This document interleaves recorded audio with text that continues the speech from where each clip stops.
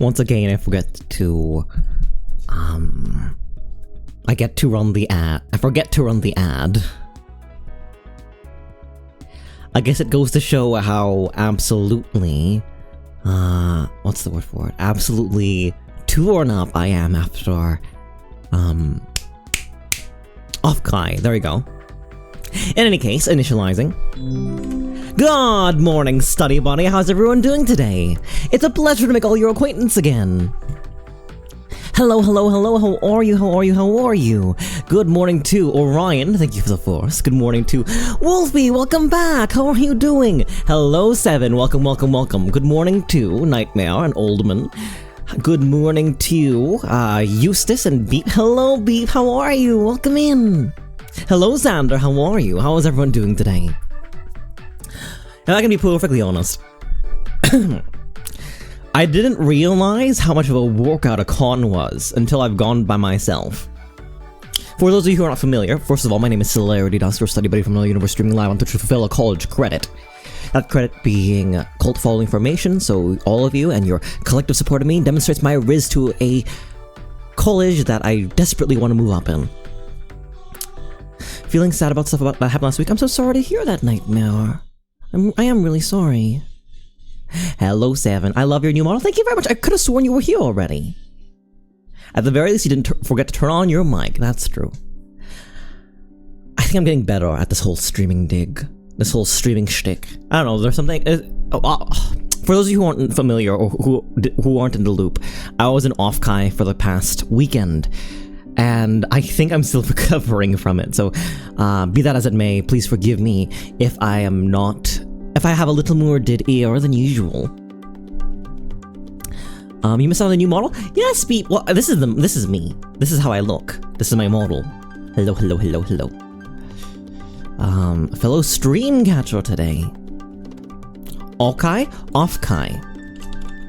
You know what? This might be a good opportunity to open up the browser and actually show you all what I was working on before our stream started.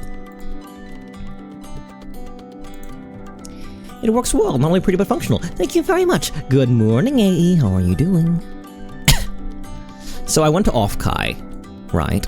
Let me just clear some tab space.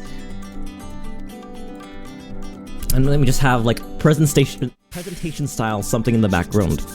Uh-oh, Drawbox is going off. Okay.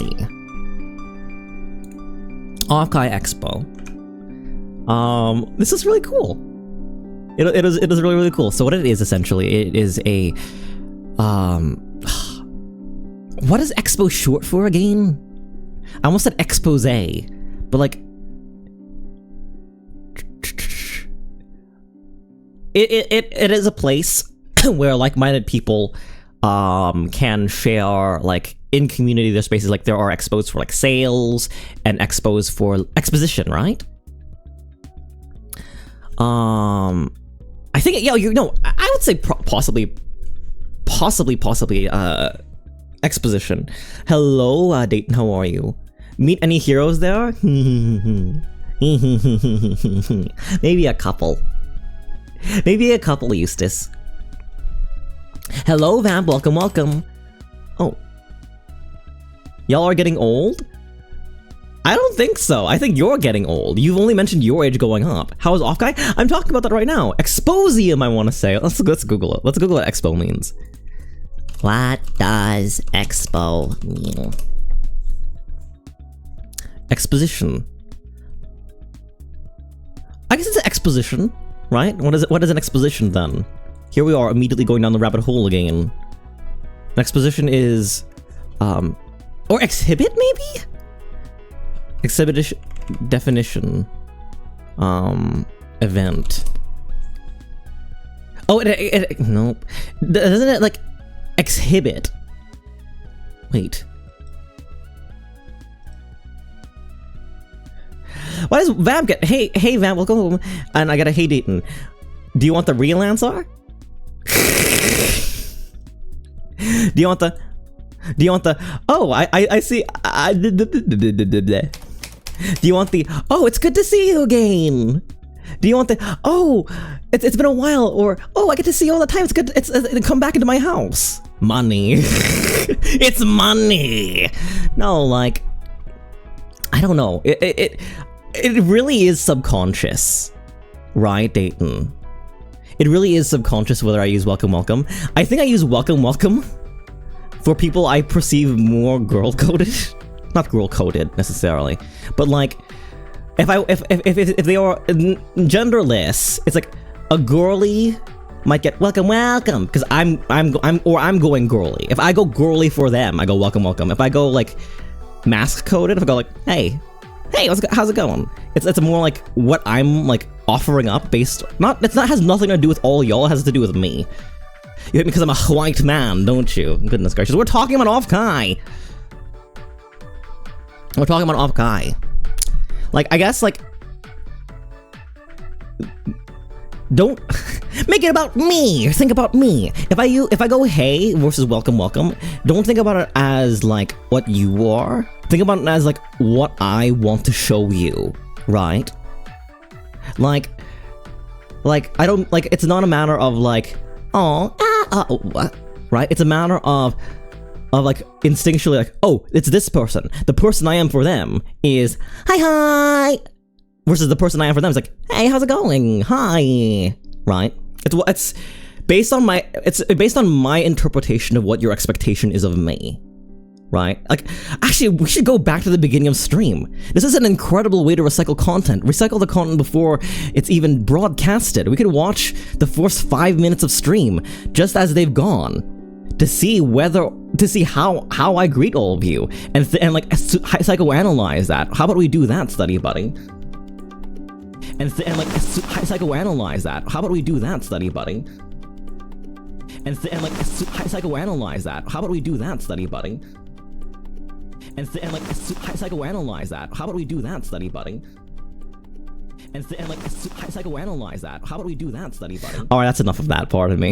And like psychoanalyze that. How about we do that, study buddy? Alright, that's enough of that part of me.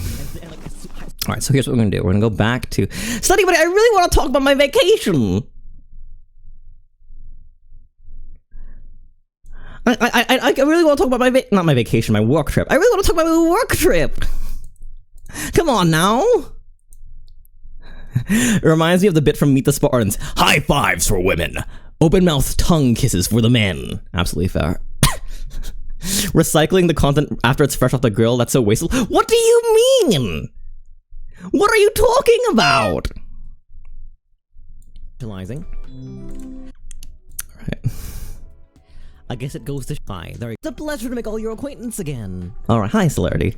Hello, hello, hello, how are you, how are you, how are you? Okay. Good morning to Orion, thank you for the force. Good morning to Wolfie, welcome back, how are you doing? Hello, Seven, welcome, welcome, welcome. Good morning to Nightmare and Oldman. Good morning See, I like Nightmare and Oldman a lot, and I just gave them a hello. I like those two a great deal, and I just gave them a hello. It's nothing serious. It's nothing personal. I think a part of it is I welcome people who haven't been here a second, right? Like look at how I treat Wolfie here. What is this? I've been back 8 minutes. I've been back 8 minutes and we're already.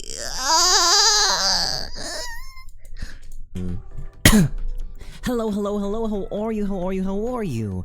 Good morning to Orion, thank you for the force. Good morning to I said good morning to Wolfie, Orion. Welcome back. I see Orion all the time, so I just gave him a cordial, kind, respectful, tasteful, good morning.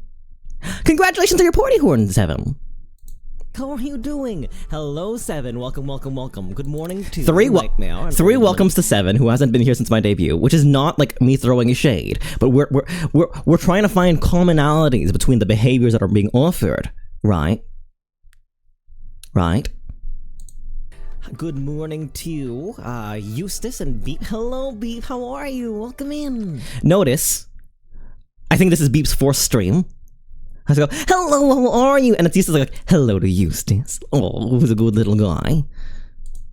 Hello, Xander, how are you? How is everyone doing today? And between you and me, study buddy, between like the, like rough 10 of us, between you and me, why would I like go so deep and like talk loud and at length to someone I've only just recently met this weekend. Like, we've already just seen each other. Why would I over-egg that at this point? Wink. I didn't realize how much of a workout a con was. All right, I think by myself. I think that's over. I think that gives a good primer. Dayton. I think we now know what it is. The more clingy I am, the more loud the more loud I am, the clingier I am to keeping you in this space. Yeah, Dayton will be here. Hey Dayton, how are you doing? What's up? It's good to see you again. Verse says, hi, how are you? It's good to see you again. Hey. I'm not. The thing is, Seven. That's the thing about like keeping like one account, right? It gives you a good idea of like how long you've been there. Hello, Dinozio. How are you? Welcome. Thank you for that. Hello. Thank you for. Is this your first time seeing it? Did you first see it on the YouTube video I posted recently? I'm gonna try to get back into that. Yeah, like I guess like for the people I'm like more secure in being around, I go like, hey, you know, it's just like, hi. So just asked me if I was feeling okay this morning when I showed up, but that's because I was in the hospital. Yeah, that did happen, didn't it, eh? So you just assume I'm gonna stay and I'm gonna treat you like trash? I'm not scared of you going. Do you know? I think I live a lot of my life in a great deal of anxiety. And I'm like, oh, it's good to have pillars. Right? I don't know. I can't pierce this like internet cure ingenuity right now. I'm too baby. I already told you I'm exhausted. I'm baby. I posted this morning, Orion. It's a video I edited like last week, but I finally was able to post it. I have two 10-minute talks edited, and it's just about posting them at this point. I need more to record as well. Clearly, it's been too long since I've last unfollowed. Yeah, Vamp, yeah. You know what? Do it again. Show me your follow again. Actually, I'm not sure if it'll pop up. My PC's a little broken. Anyway, Offkai Expo. Offkai Expo is an expo where we have a whole bunch of wonderful VTubers and VTuber fans all come in for Artist Alley, for industry connections, to network, to meet each other, and I thought it was really, really fun. And to be honest, if I can be perfectly honest, I've ever only gone to a con for one day in the past. I've only ever gone for like Sunday or Saturdays, Sundays being particularly short when it comes to cons and expos. For business, I've also only attended a day, mostly for my own social battery. This is one of the first times I was just out all the time. Out all of the time. Oh, whoops. Unpin. Alright, how was Offkai? How many alcoholic beverages did you ingest, and how many people looked down on you? I had the equivalent... So I had 4 the first night, and then I had... Wait. I had 4 the first night, and then... What did I do the second night? Because I went to Oshi Bar as well. And I actually enjoyed Oshi Bar, contrary to common belief. Where is it? I'm real... That's another thing. I'm having a hard time recalling Offkai because of how. So here's the thing, right? Study buddy. I only recently learned about this, but how many of you are familiar with the 5-2-1 rule of con going? For con veterans, for some of which I met on the prowl on the floor, I had the lovely chance to make the acquaintance of an individual known as Sephi Sonis. They're very, very lovely, incredible mixer. I was told by Midas to ask them about their microphone cabinet, and I really should. I really oughta. But I had a conversation with them, and we're talking about like, hey, how much are we gonna eat today? Like, con food is like $17 for 3 chicken tenders. and I was willing to walk out of the con and get my bag rechecked, if only to get $2 tacos, $2 for $2 for 2 tacos at Jack in the Box nearby. And they go, haven't you heard of the 5-2-1 rule? 5-2-1 rule. The 5-2-1 rule is, at a con, every day you can expect 5 hours of sleep at best. This is ideal. 5 hours of sleep, 2 meals, and 1 shower. All of which are somewhat optional. But goodness, I didn't realize how physically demanding it is to just constantly be on your feet walking around in the collective heat and musk and sweat of 600 or so people at any given time. The lines were long, Xander. They were long. 1 shower per day at a con? I mean, if you want to be great, there were rumors about how some, like, events at the con were not letting people in if they smelled bad enough. That's the least believable thing ever. This is ideal. This is ideal. This is ideal.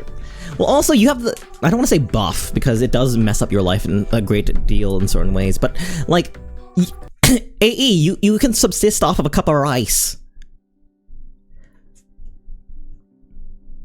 The most we really get in Australia's Comic Con. Have you been to other cons? Like, when you say you miss cons, I have to imagine that like a Comic Con in Sydney or something like that is pretty common. At most, you meant essentially. Like no, this is like, if you want to run right, like, this is like the best you can expect. However, oh, I guess I instinctively followed that rule. I did bring around deodorant for yourself. To be fair, Xander, you did not smell. Well, don't you have the Asian buff for less showers? It's not as potent as the Japanese, right? So Asians, this is actually rooted in a fact. And this is rooted in fact. This is rooted in research, and in fact, anecdotally, apocryphally, the Japanese did not have showers in their submarines because they just didn't smell when they didn't shower, versus Americans who needed that. A lot of Asians.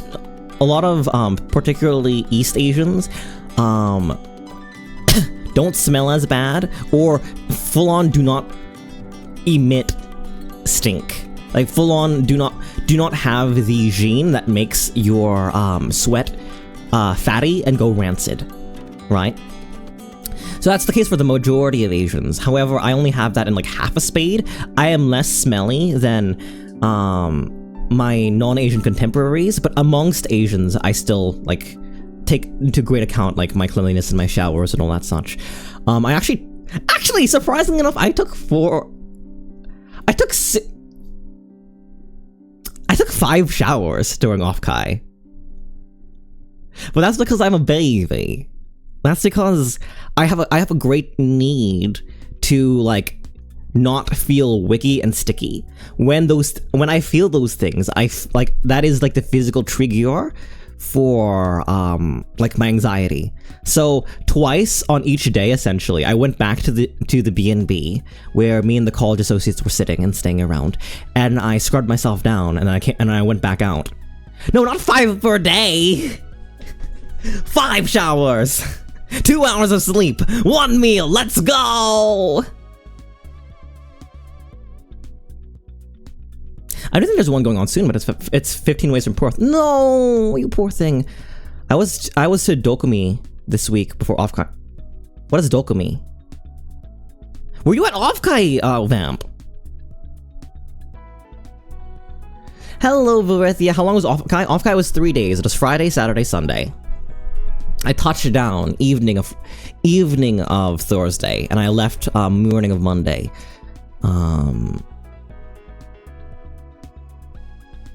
Showering twice a day isn't good either, I'm pretty sure. I doubt it is, but, like, I needed to scrub it off. I needed it off of me. My gosh. Like, I am still, like, recovering, because part of it was just really enjoying people. I went to the Doki Bird panel. I went to the Rin Penrose panel. I went to it wasn't Mint's panel, but Mint featured in the Watto culture panel on the first day, and I really wanted to see it so I could learn how to, like, chant And goodness, was that great for karaoke. Oh my goodness. I miss it all so much. But I'm so exhausted. Maybe I should do like play it like day by day.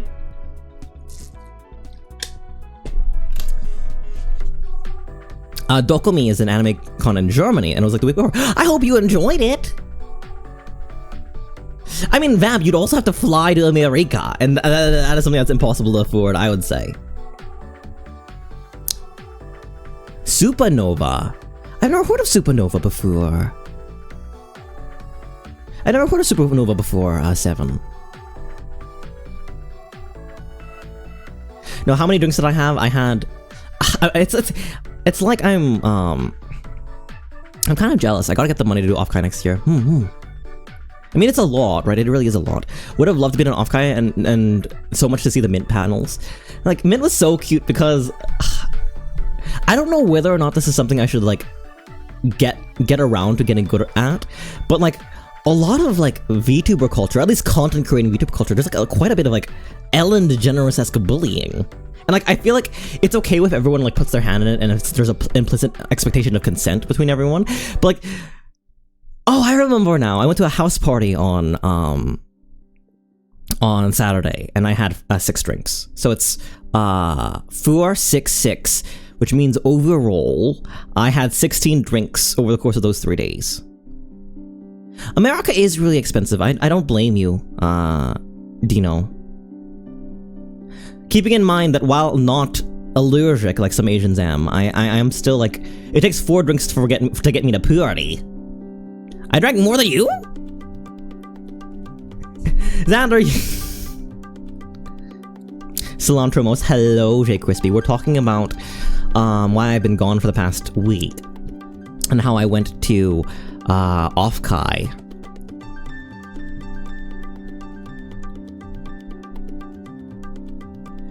I trolled around some of the spaces. I didn't go to the maid cafe, unfortunately. Nor did I do meet and greets. More power to all of you. What I was so excited for was Offkai Live. You know what, Study Buddy? Today was supposed to be a hand cam. Today I really wanted to show you my my hall, which is not very large because, you know, due to the nature of the college of social causality not having a meaningful currency that it exchanges well with prime worth currency, I didn't have a lot of money to spend, but I did get a couple of things. I got the Doki board ventricular sticker from a booth. So like it's the sticker that makes it go like this. Or I made my mouth go small. Like that shift. Like that, the famous like are you still dating them? Yeah, I'm still dating them, like, face. The hall is of big importance. It really is, Vamp. But the thing is, the air conditioning at the college is broken. So I can't justify putting on multiple layers right now. Cause my gloves, my classic gloves or opera gloves, go up to the elbow, and I wear a shirt over that, and I would die of heat. Yeah, the surprise Doki, exactly. My emotes are still here for free. I love this. Yeah, of course, 7. Offkai was an excuse. Celerity was trapped in dungeon. I'm sorry to hear that, AE.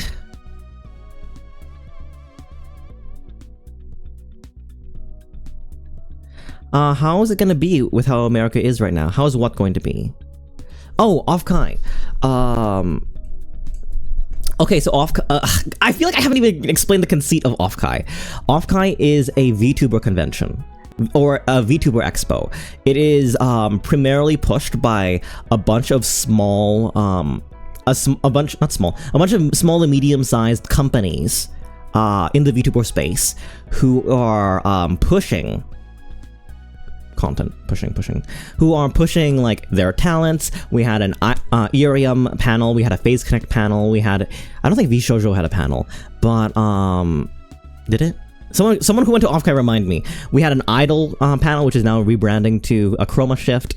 Like a lot of these companies, a lot of Offkai's partners are people who are in the VTuber space, making money and building stuff out, trying to VDere. I saw a lot of VDere. In like every single panel had like ads before it, and this was one of the ones I saw. Elgato was there trying to shill their capture cards, and there was a stream deck there for a raffle. Socks Agency, this was a smut peddler positive.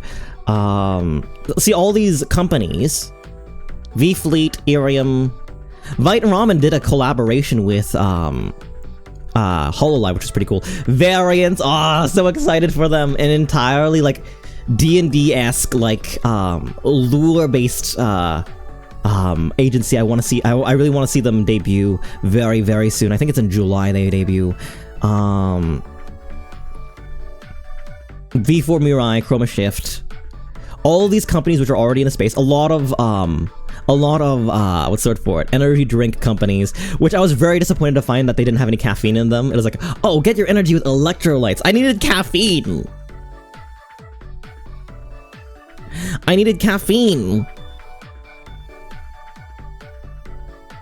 Savvy, you're not late at all. We're just talking about Offkai. Actually, because I was closer to Australia, I was able to message Safi in the morning, like telling them about like the play-by-play, mostly because they asked than anything. But I need caffeine, and I wish caffeine was properly like offered out. I have weird interactions with caffeine. I'm curious now. I went to the Shindigs panel. That was really, really fun. Do I? Sappy is Aussie. For most people who struggle with energy drink addiction, you need vitamin B12. Interesting. Is it like a metabolizing thing? So yeah, that's what Offkai is. Offkai in and of itself is an event for VTubers and VTuber fans to share what the state of the industry is going to look like, to share art and merch and such, and to network. Now, can I be honest with all of you? I was woefully unprepared for what it was going to be like with everyone. I was woefully unprepared for what the networking aspect of this was going to look like, because on Thursday, I touched down, actually simultaneously with Kur of Midas. The two of us landed in the airport at the same time, and we took the same Uber to like a Denny's to have breakfast, right? And when I went to the Denny's, I was so shocked when everyone had business cards. Everyone had business cards and they were handing out to each other. That terrified me. Like, some of them were really, really cool too. I have all of them next to me. I'm wondering if I should just start like taking pictures of them now. We were supposed to get business cards, right? Right, Safi, they had business cards. Eustace, some of them were like really, really cool as well. Take care, Dino Zio, be well. No, like, some of them were like really, really fancy as well. Some of them had like gold foil in them. You had stickers? Did I get a sticker from you, Xandor? Did I not get a sticker from you? At least, yeah, so hey, Study Buddy, if you want to go Offkai or some kind of VTuber networking space, it might be a really good idea to invest in business cards, so at the very least you can like trade stuff, and people and you can have like a meaningful like, hey, I met you at Offkai, this and that. I miss this community. Oh, we missed you too, Seven. Hello, Kodal, how are you doing? I may have forgotten to give you one. You did! To be fair, I was very short with you and I didn't mean to. At the Kur of Midas meetup, I lurked for a little bit. I'm still a person who really hates being perceived outside of like very, very specific circumstances. Like the entire time I was at Offkai, I walked around with a can of hairspray and a detailing comb to make sure that my hair was perfect the entire time. I am so incredibly, deeply insecure. I'm gonna perceive you? Well, I'm a VTuber now, so it's fine. I'm glad you're here and happy, Seven. I'm sorry to hear that. Your hair did look good. It was a great deal of effort, Xandar. It was a great deal of effort. Every hour or so, I would go to a place that wasn't very populated, portrait camera myself, and redo my bangs and all that such.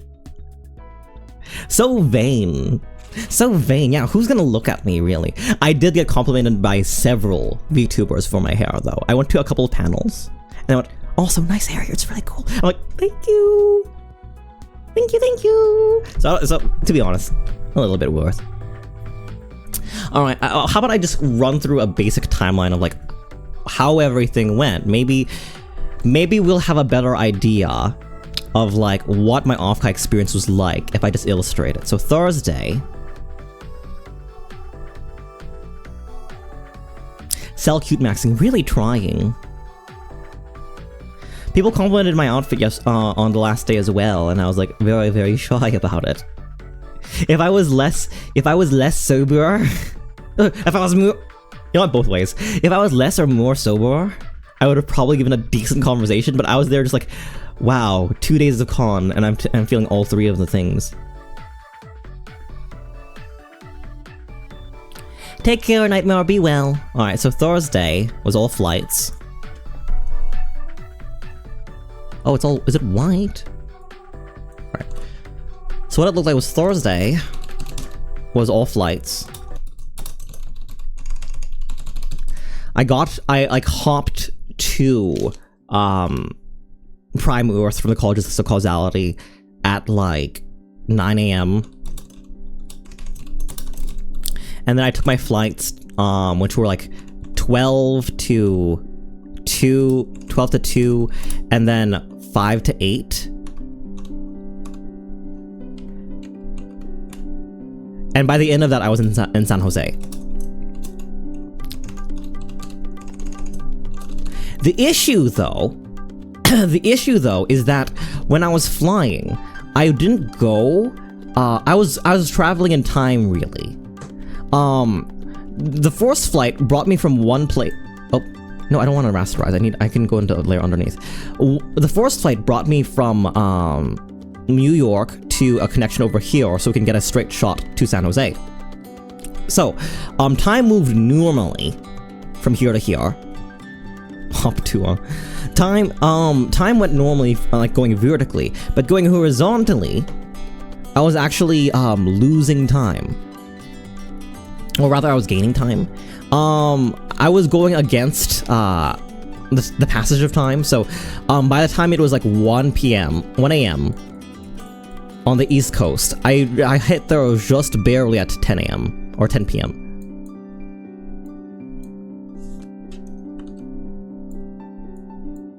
The college does not have its own airport. The entrance between the college's Celestial Causality and Prime Earth is through Grand Central Station. Or not Grand Central Station. Union Ave? It's around 14th Street. The way to go in and out of Earth, one of like the 3 ways, is through that spot. So then I got to New York about 9, and then I got to the airport, flight, and that's how I got there. In what is for me the middle of the night, but for everyone else just like 10 PM. We wanted to have some like late night field. So after we touched down, like at 11 or so, I took a Uber to, everyone was at round 1. Do I share this? I feel like this is like dangerous. But it's after the fact, right? So I could speak to it. Yeah. Take care, 7, be well. Oh gosh, the college is all New Yorkers.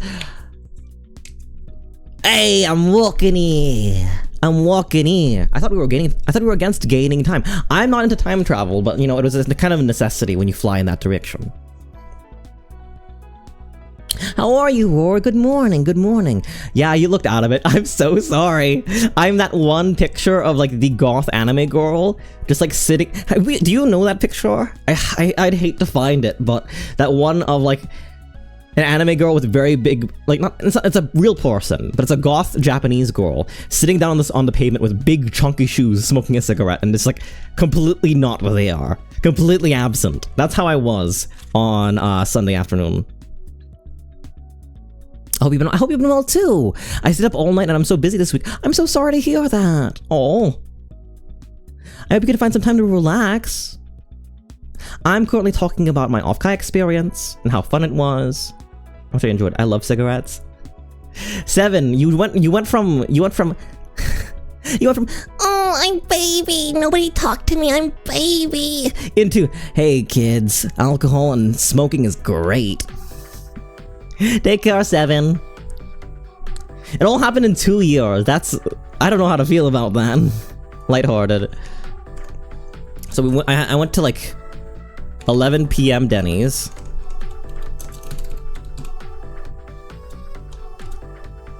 The picture of the town goth in their natural habitat partaking in the healthy recreation. 11 p.m. And I went up to around like 2 a.m. because there were a couple of different like VTuber groups over there. As well as just like a couple of miscellaneous individuals. I'm pretty sure that San Jose was all VTubers at the day. Thank you for the hydrates, goodness gracious. Actually, can I have a moderator if I have one? Turn off squats, I'm not gonna do that today. Did you go karaoke? I did go karaoke. It was a kind of a last minute thought at the end of the week.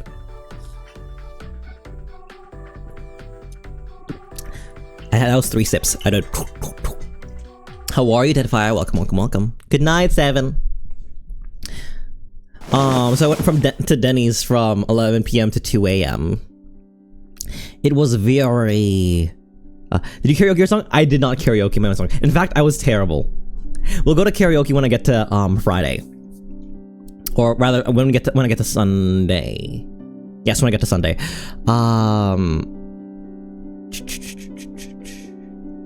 From 11 p.m. to 2 a.m. So I guess we were all around for 4 hours. We were just like talking. Some people were talking about like the state of the industry. Midas embarrassed me because they said, "Oh, do you know how I first met Cell? I met Cell in a video where they said, "Oh, Midas is really great, but I never want to meet them," so I shot them a DM. So I was head in my hands, nose against table, crying and squeeing, asking everyone not to look at me that night. Other than that, like I got to talk with some industry veterans, people who were there for like at least like I think you're a vet now if you were there for 5 years. I think you're a vet if you've been in the VTuber space for like 5 years now. I think 3 years is still very, very strong, but like 5 years is like Gura, like the professional and or super indie old individuals, right? So I had the really, thank you very much, AE. I had the opportunity, the wonderful opportunity to like meaningfully interact and talk, and just it's mostly just banter than anything. Like there were at times where we talk about like, hey, how do we feel about like the state of YouTube at a moment? But then other times we were just talking about like funny stories. There were a couple of different tables. I tried to mind you, this is not a VTuber convention or anything yet. We're still Thursday. The convention starts on Friday. But here I am, like going between two different tables. Like, I'm like, hey, what's your story? Who are you? Can you tell me a little bit about yourself and like what you do and all that such? Right? Even though this wasn't like really an official mixer or anything like that, I was surrounded by a lot of really cool people. So whenever there was a quiet moment between me and like my immediate circle, I would branch out and say like, hey, how are you? My name is Hilarious, they, them. It's a pleasure to make your acquaintance. And I was trying my best. I was certainly trying my best to be social. Got back to the B&B at around like 2 a.m. And have I told you about my course recently, Study Buddy?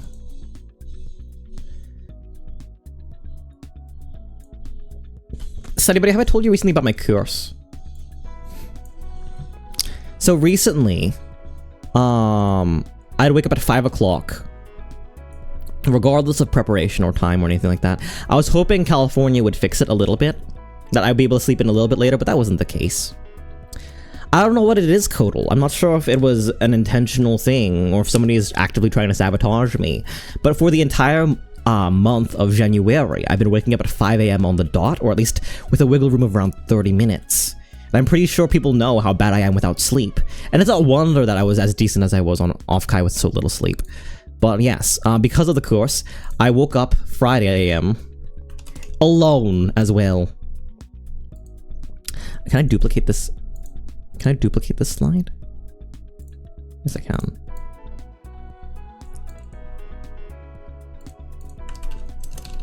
I woke up at 5 a.m. and alone. I did my makeup, I did everything, and I got my badge pickup at around like 10 a.m. I'm trying to just recall everything that I've lost. Was it Icon? Icon's a goodie! Why do we keep slandering Icon? Icon's a goodie. Like, I haven't seen them do anything wrong yet, aside of being, like, girly pop. Anyways, I wake up early. Yeah, I always wake up early even if I stay up too late. So it is the worst. I was getting less and less sleep every day. We both know why. Why? Have they done anything wrong yet? Why collab with this person? I would love waking up so early. Yeah, I slept at 2, Orion. Icon is my nemesis, the only thing I hate more than the government. It's really hard, study buddy, to like be friends with two people who hate each other. It's terrible. Let's see some more caffeine. I did have a coffee that morning, and I think that's partially why I existed, Dayton. Yeah, it's not optimal.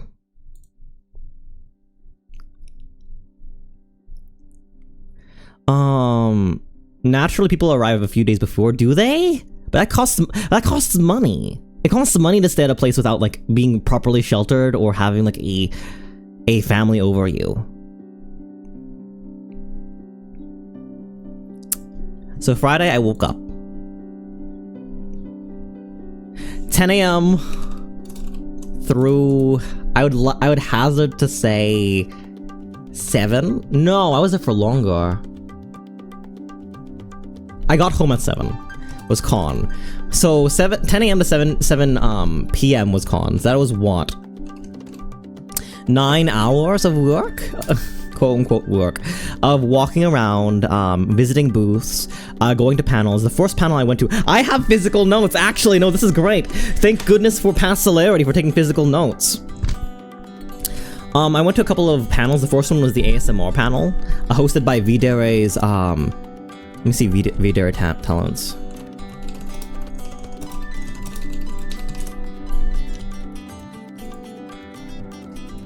I'm pretty sure they were Videre. Oh, they were. Okay, pardon me. Let me look at the, let me see if I can see the schedule.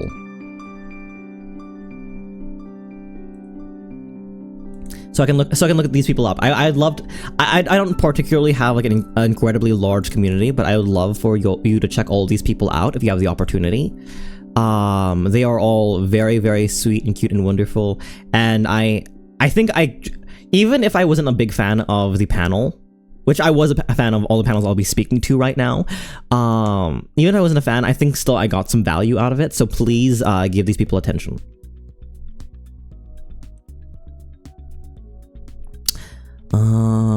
Here. Pillow Deer ASMR and Nene. Oh, I should keep this up because this is gonna help me like recall everything.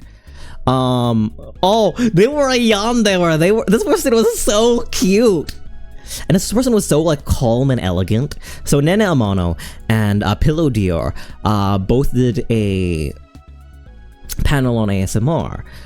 They basically walked through how to they first went through the tingle space of ASMR and and like microphone recommendations and such like that. They both started with the 3DO and then they've actually shifted off of that to like a dual mic setup and then back to the 3DO again. Really it's about, I think what I took away from this panel the most was perspective, right? People who are artists in their craft fundamentally see the world differently than people who aren't, right? Something that they spoke to was that they see like triggers, they see like ASMR triggers and things that like make people's like shoulders curl and the back hairs of their neck straighten out. They see that in everything. They'll pick up baby toys. They'll just like take something and just like scrunch it in their hands next to their ears.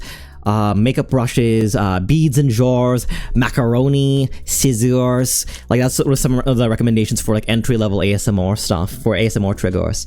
Essentially, like when they're in like everyday life, they perceive their own sounds so often, and they have an ear out for a lot of different sounds, that they end up like accidentally new sounds all the time. And it reminds me a lot of how in Drawbox and in Drawbox or in other like I'm not an artist myself, but in other artist like training regimens, it's a lot more about being able to see the world a certain way into shapes that you can break down and symbolize than it is to actual mark making. Mark making is still incredibly important, but a great deal of the there's like technical physical skill, and there's like mental skill with regards to like drawing and art, right?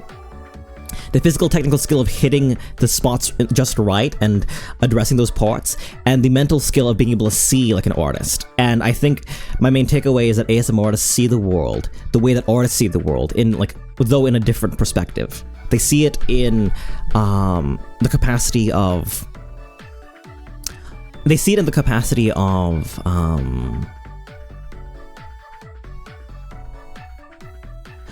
like sounds that can be made. I saw them both at Dokumi, lovely people, or maybe not Pillow. Yeah, and then it was really nice. I passed by their booth recently. Hi Doom, how are you? Welcome, welcome. So when's the next Icon collab? I'd like to pull one on. I'd love to see your notes. I can take a picture of them very, very briefly. I'm not very proud of my note taking. I'm actually a much better note taker as a digitally than physically, but I took physical notes in small part because I didn't want to be perceived as an individual who was like on their phone during the event. Let me bring them on now.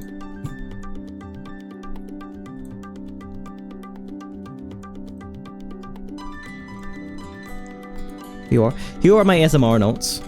The rest of it was pretty, not necessarily bog standard, but the rest of the ASMR panel was about like the technical how to start, right? I think that's something I realized out of the majority of I think that's something I realized about the majority of the panels I went to.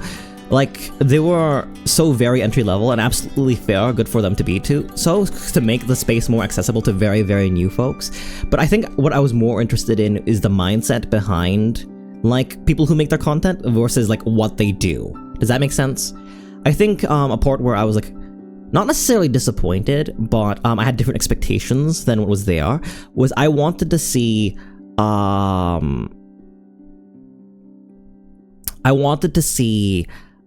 like, hey, my question for this panel was, when you are ASMRing, how do you play off of somebody who isn't there? There are a lot of ASMRs where there was a dialogue between the main character and the, or like the voice actor and then the audience, right? Like, oh, if you're doing a scissors appointment, a hair appointment, you go, how was your day? Ah, I see.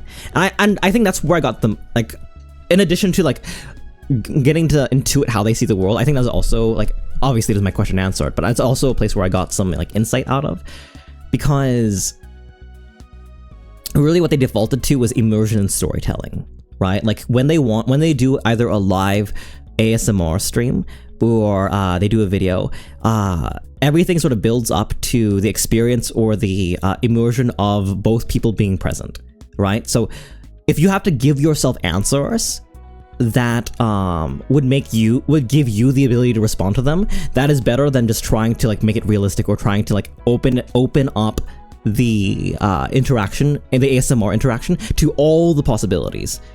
There was a lot of, like, intuiting and feeling that they were speaking to, and I guess that's something that, like,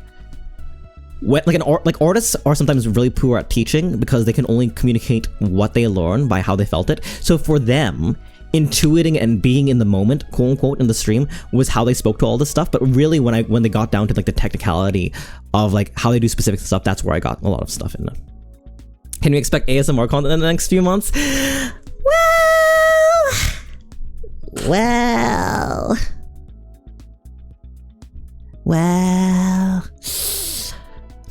Points fingers at each other. We'll see. Yeah, a lot of it was like like very simple 101 stuff, and then what I really enjoyed was like hearing people like talk about like the D reports of how they were thinking. And like, honestly, that's what I want out of like any interaction with another VTuber. Not necessarily to be like perfect Cell and like steal all of your good parts, be like 10% Gohan, 10% Vegeta, 10% Goku or anything like that. But I really want to like have more of a VTuber mindset. So I really, really want to interact with how people like think and see things. Oh.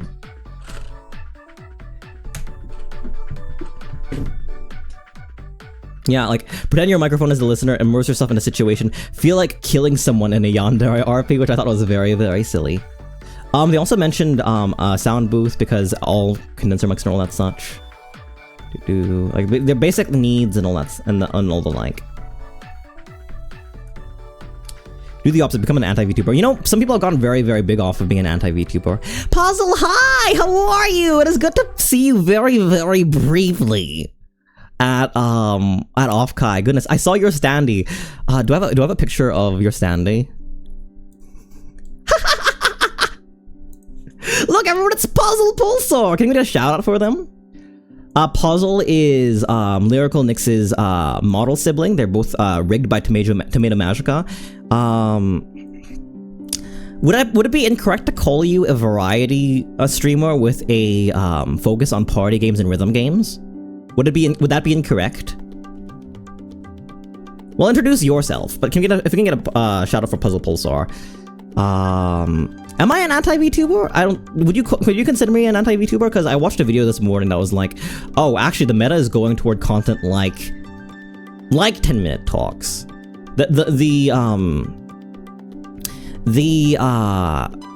The algorithm is currently like actually leaning towards my space, so this is my time to shine. I gotta start pumping content out now as best as I can. Variety with a focus on sim and space games. Understood. I've only ever seen you play like Beat Saber and all the like. The standee's behind me right now. That's very cute. Oh, specifically to AE, at the Denny's they were serving chicken fried steak. It wasn't as good as the one we had in Florida, but I was like, hey, AE would eat this, so I ate this myself, and it was very, very tasty. Denny's was incredibly passable. The gravy was very, very nice. I wish I could have interacted with you more, Puzzle. Actually, I'll get to like saying like hi to Puzzle before,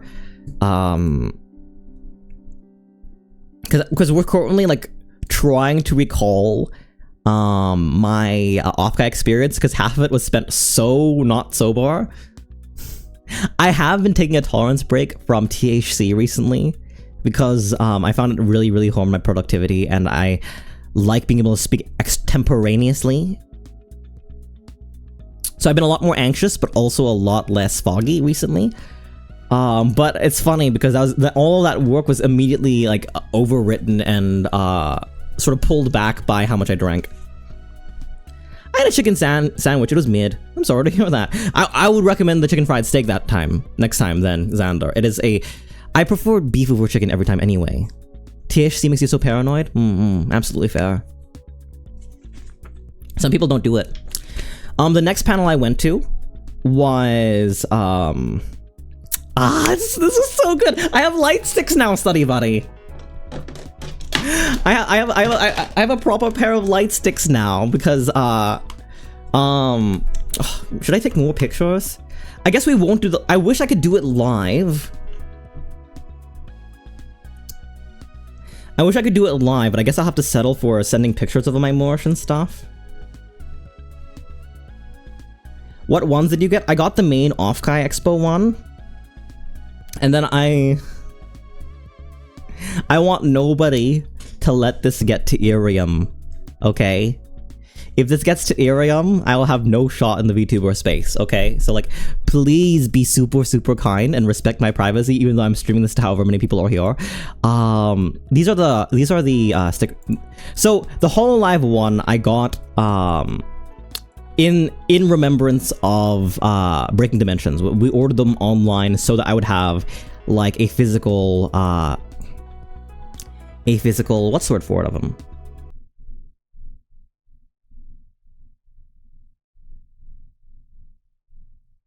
Sorry, I was trying to make sure that I didn't dox myself. I realized I have to talk. I think that's my phone over there. So the middle one is not from Offkai. The middle one is from, but I didn't think to bring my light sticks to Offkai, and that was a mistake because immediately when I went to Mint Phantom, Mint Phantom's feature on the Watto, Otaku culture panel, immediately when I did that, I was like, oh my gosh, the buddy I went there with had light sticks and I need light sticks myself. So the middle one is from Breaking Dimensions. I did not get that from Offkai. However, I did put my Offkai ribbon on it to personalize it. No, so the Offkai Expo had a $45 pen light, which I got because I needed it because after the Watto what's the word for it? After the Watto panel. Sorry, after the Watto panel, I needed to do some call-in responses and to like throw my light stick in the air. It was something that I missed when I went to Breaking Dimensions, so I really wanted to do it Offkai Live. I felt left out at the Light Gang, so I bought one too. I'm glad you did, Sandor! I'm glad you did! No, Cell would jump for the beef. I would absolutely jump for the beef. I'm absolutely toxic. Do not interact with me. So on my left, I have the Offkai, I have the Offkai pen light, and on my right I have an Irium pen light because they were also demoing their thing. Irium is a VTuber social network that recently debuted or recently popped into America recently. If you're a VTuber, if you are a VTuber with a live 2D model, it might be an idea to start going there first, just to get your bearings. It is a lot like a Just Chatting Zatsu thing. It was like that one thing that was around recently, but they fell off. I forget who it was. So on the right is the Irium,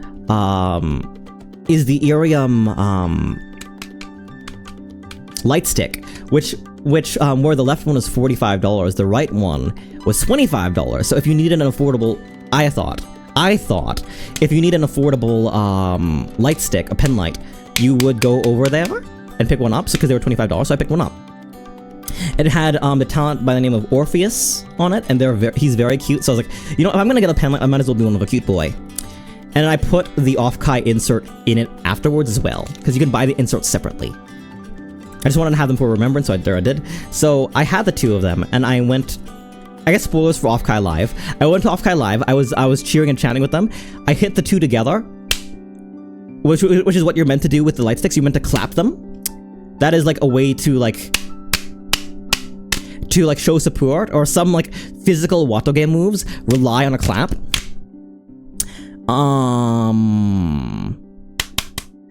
The Irium light stick would turn off every time I clapped it.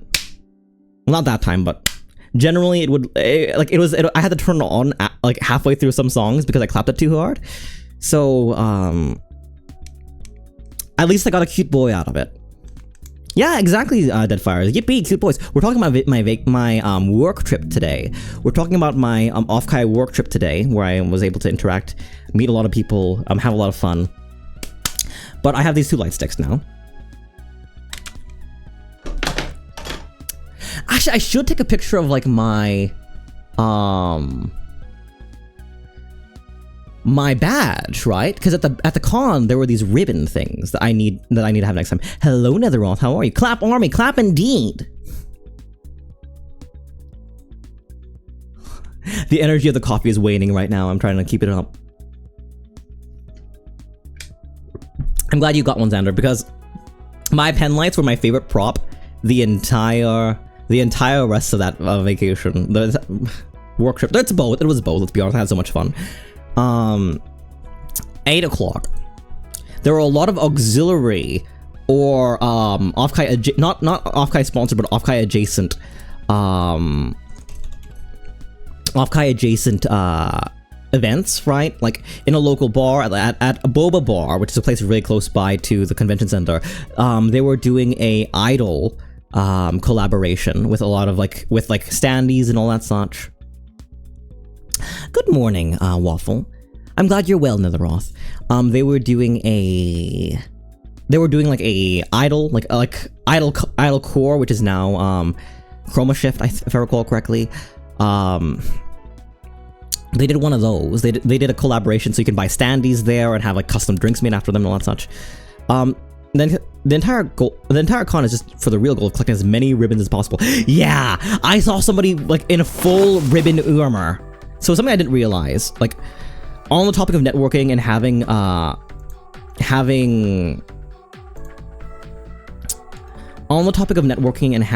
like things of having like business cards and all that. Like a lot of people had ribbons. Hello, Sky. How are you doing? How are you? Welcome. We're talking through Offkai now. I'm so sorry about Sunday, by the way. Wow. Waiting for the page to load, but in addition to people passing around like stickers and business cards, a lot of them were very, very creatively made. People also had these ribbons, which had an adhesive top, and that you would stack on top of each other, going down. You know, let me take a picture. I already hung up my my badge. I already hung my badge up for Stewarage.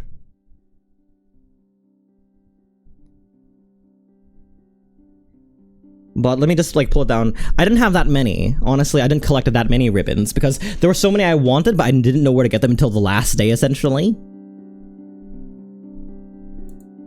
Don't worry about it, Sky. It's my own brain. It was nice to have met a lot of you. Here. So this was mine. I got ribbons, but I didn't start adding them until I went to the K9 booth. K9 Kuro and Michimochi V did a very, very cute Zatsu style thing where they would do card readings. Excuse me. Tarot card readings, and I was like, I actually went to that booth with Midas. And I was like the entire time whispering to them, like, oh, these are the cards I'm thinking. I'm counting on the cards. That's what this one means. That one. This one means that one. This one means. I'm not used to like specific love oriented or work oriented, career oriented readings. I'm more used to like the general like free association pictography stuff. Hi, Araya. How are you? Welcome. We're talking about Offkai. I went this weekend to an exposition. I'd met a lot of really wonderful VTubers. Yeah, mine is very, very small. I wanted to go to that one, but my group went there late. I'm so sorry to hear that, Sky. No, look at this. This is my badge.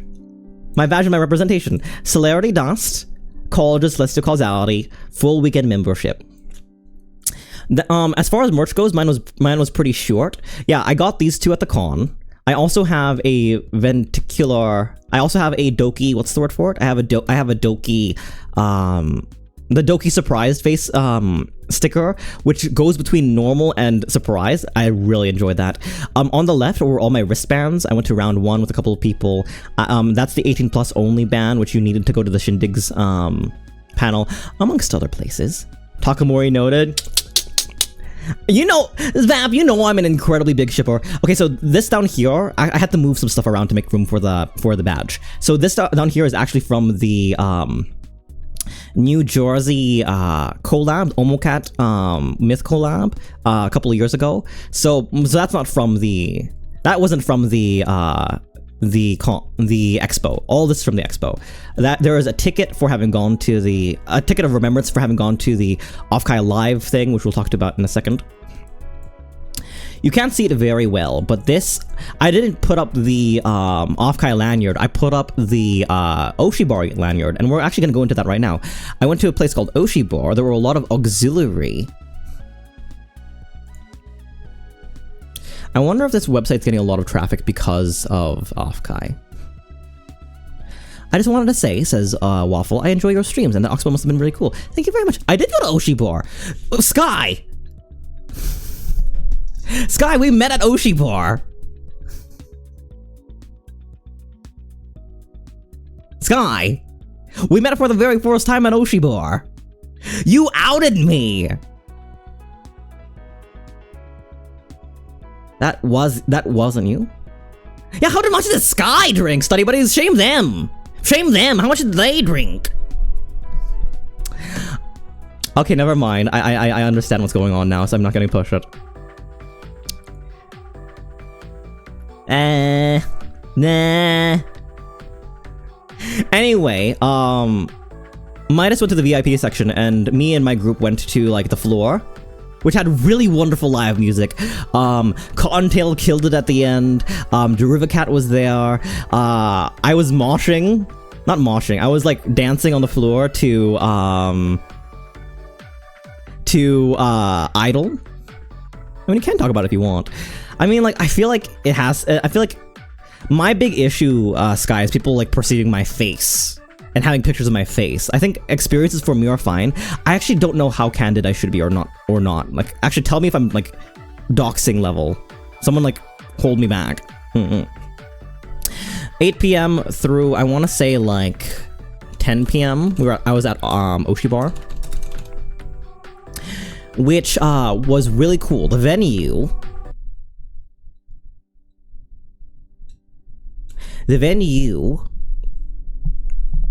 was this, like, museum. It was like an exhibit for, like, space, like aeronautics and stuff like that. They rented basically, like, the ground floor down to the basement of this like exhibit for future technologies and all that such. They erected a large stage in the middle of this, like, museum floor, and that's where most of the people were. I saw. I don't know, it's your kid. I came there from the College of Celestial Causality, Sky.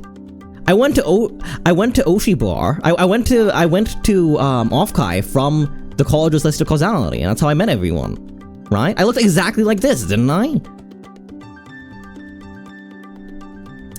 I can go to Earth sometimes. In fact, I was talking about this with somebody. I met a Mint Phantom Kigurumi. I think they're really cool. I've heard mixed opinion and feeling on. Thank you very much, Xandar. I have had a lot of, like, mixed. I had a lot of. I met Scora. I met Scora. Oh my gosh, that was wild.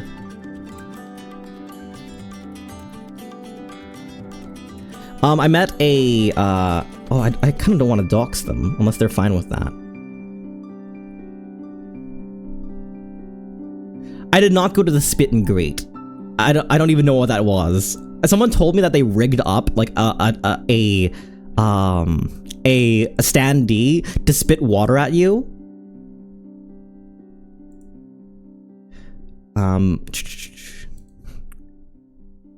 I did not encounter the Snorlock there. I did not see you. I did not interact with you. Were you there? Did I send this to the right place? I guess it's still sending. What is the weirdest? What are you talking about useless? Are you talking about Kigurumi? I mean, it can be like that, but, like, I think it's, like, really, really cool, and I really want to commission a Kigurumi head. No, I think it was of a VTuber. Alright, I think it was genuinely of a VTuber. So, like, people would be spit on by their friends. Oh, you were not there. So this person was dressed up as Mint Phantom, and they were really cool. I thought this was super cool. This is one of the few pictures I took of, like, a cosplayer, because I really like this sort of, like, living doll vibe. If I could do, like, ball jointed stuff, it's really cool. Wild cosplay. The big head. Study buddy, if I ever do a meet and greet, I think what I'm gonna do is I'm gonna commission a Celerity Dust Kigurumi head. I'm gonna wear it around. Making an effigy of your idol spit on you is pretty high level. Ah, no, the spit. Yes. No worries. Enjoy your grocery shopping. Be well. I saw Korone. You saw Korone? Aw, man. No, I think these are just like really cool, like... I think Kigurumi in general is just a really cool expression of people's love for their characters to embody them physically. I think it makes it more accessible to folks who maybe aren't very happy or pleased with their face, or who want to like keep up the immersion of like something that is like away from human. There was a full anime robot there, a Sky. There was, but I didn't take a picture of them. Oh, do you know them? Puzzle, do you know them? I didn't know this person at all. I just saw Minto Kigurumi, so I wanted to take a picture of them. I took a picture with and of them, and they inspired me. I want to, if I ever do a meet and greet, have one of these big old heads. Oh, she's a Cyclops VTuber. I didn't know that. I gotta check them out now. It's a meet and greet, but it's a backyard barbecue. I could imagine. I saw how they put it on as well. They had these big old like clicky buckles on the side that they had to put on, and I was like, oh my goodness. Yeah, I want one of these if I ever do a meet and greet. But it is so cool to interact with so much like idol Japanese culture that I never really do, because I've only ever gone to Comic-Con or like business conferences and such like that. So like having the light sticks, learning about Watoge at the Mint feature panel was really wonderful. Oh, wah, oh, ha, oh, ha, oh, hi. Sorry, I'm just all blushy. I'm just like, it was very intoxicating. It very much did feel like a dream. I had dreamless nights the entire time I was there because the mornings felt like dreams. I went to a panel for editing for VTubers. That was also pretty good. And then I went to Oshibar. It makes me wonder how many English-speaking Kigurumi live streamers there are. I only know one, Y-chan. Do I say that I know another one? Actually, do I know Y-chan? I might know them.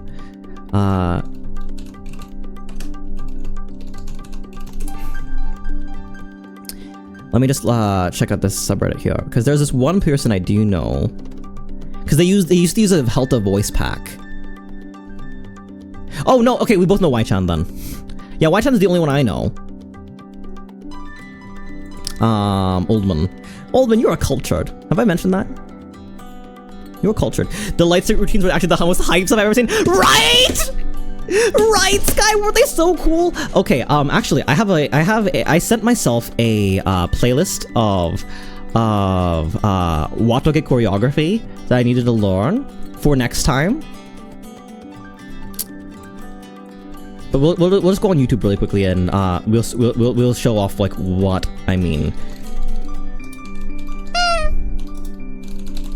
I saw some Chroma Shift concert, and that got me to buy one. Ooh, I didn't go to the Chroma Shift concert. That's incredible.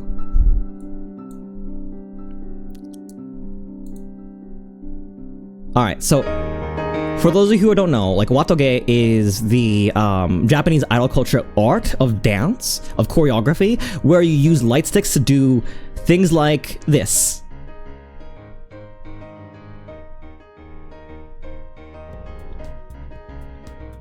Right? Or Muramasa's over here as well. I gotta learn the Thunder Snake, honest.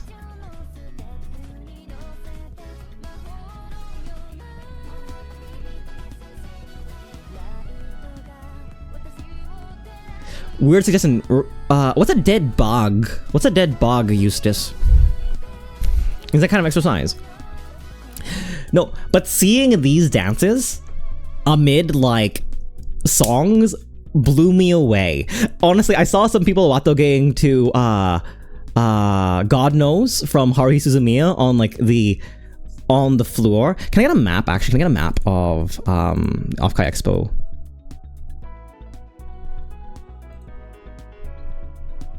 Or because I covered my map on my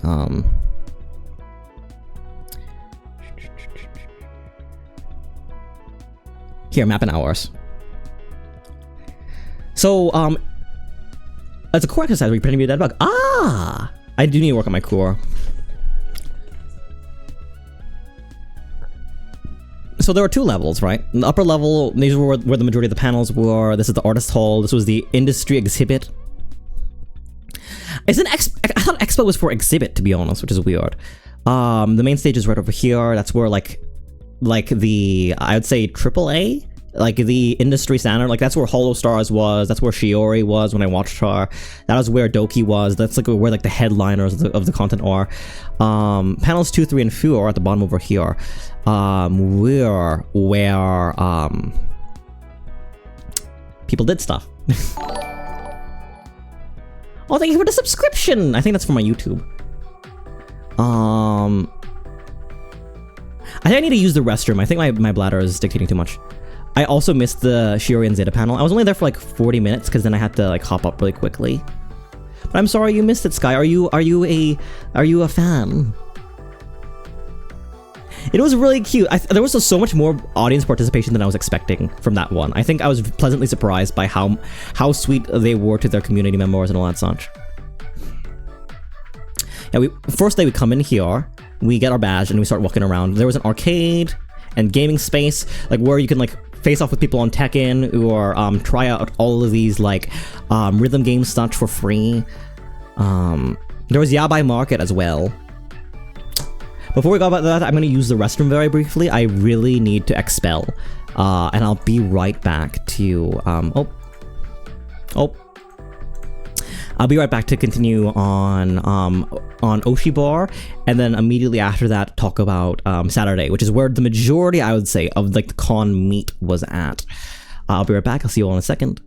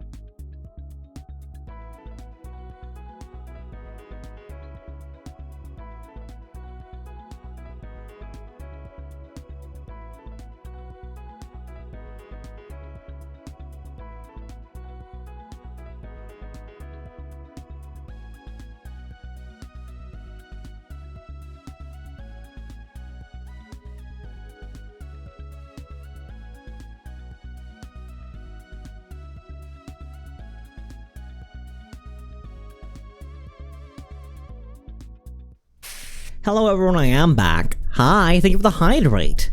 Was that a new one? Oh, we have two. I could swear that was from earlier. Oh, I'll take it anyway. Where was I? Oshibur.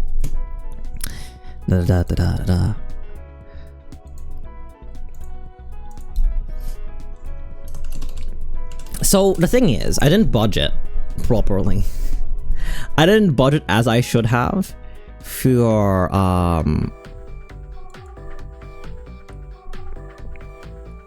didn't budget properly for like what I should have, essentially, right? Thank you for the head pass to Soji. Soji, how are you? Welcome.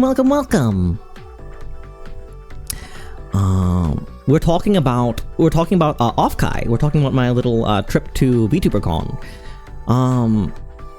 However, my train of thought has entirely escaped me just suddenly.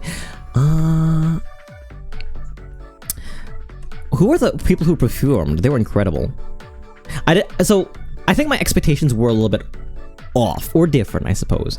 Oshibar was very much like a party more than anything. I think people had the expectation of networking there particularly, where I didn't. So I immediately had a whole bunch of fun. Same mess with my budgeting. I didn't like. I barely bought any merch. I think I only spent like $80 on merch, which to ask anyone is very, very restrained, right? I think in the end I only spent something like $80 to like $120 on merch, which good anyway. Good on me anyway to like not spend too much money. But I wanted a lot of remembrances, and I do have them, like the charms that I got for the Takamori. But then we went to Oshibar for, I would say, like 8 p.m. to 10 p.m. I think a lot of people were expecting to go to Oshibar like and mingle with other like VTubers and all that such, and because it was more of a party than anything, I think people had like a different idea of what it's going to be. So since it wasn't that, people were like, oh, it was like rough. I was told the staff were mean, but I didn't get that. Oh, it was rough. You couldn't really talk to anyone. It was mostly VTuber fans and such like that. But immediately when I went in, and they played Idol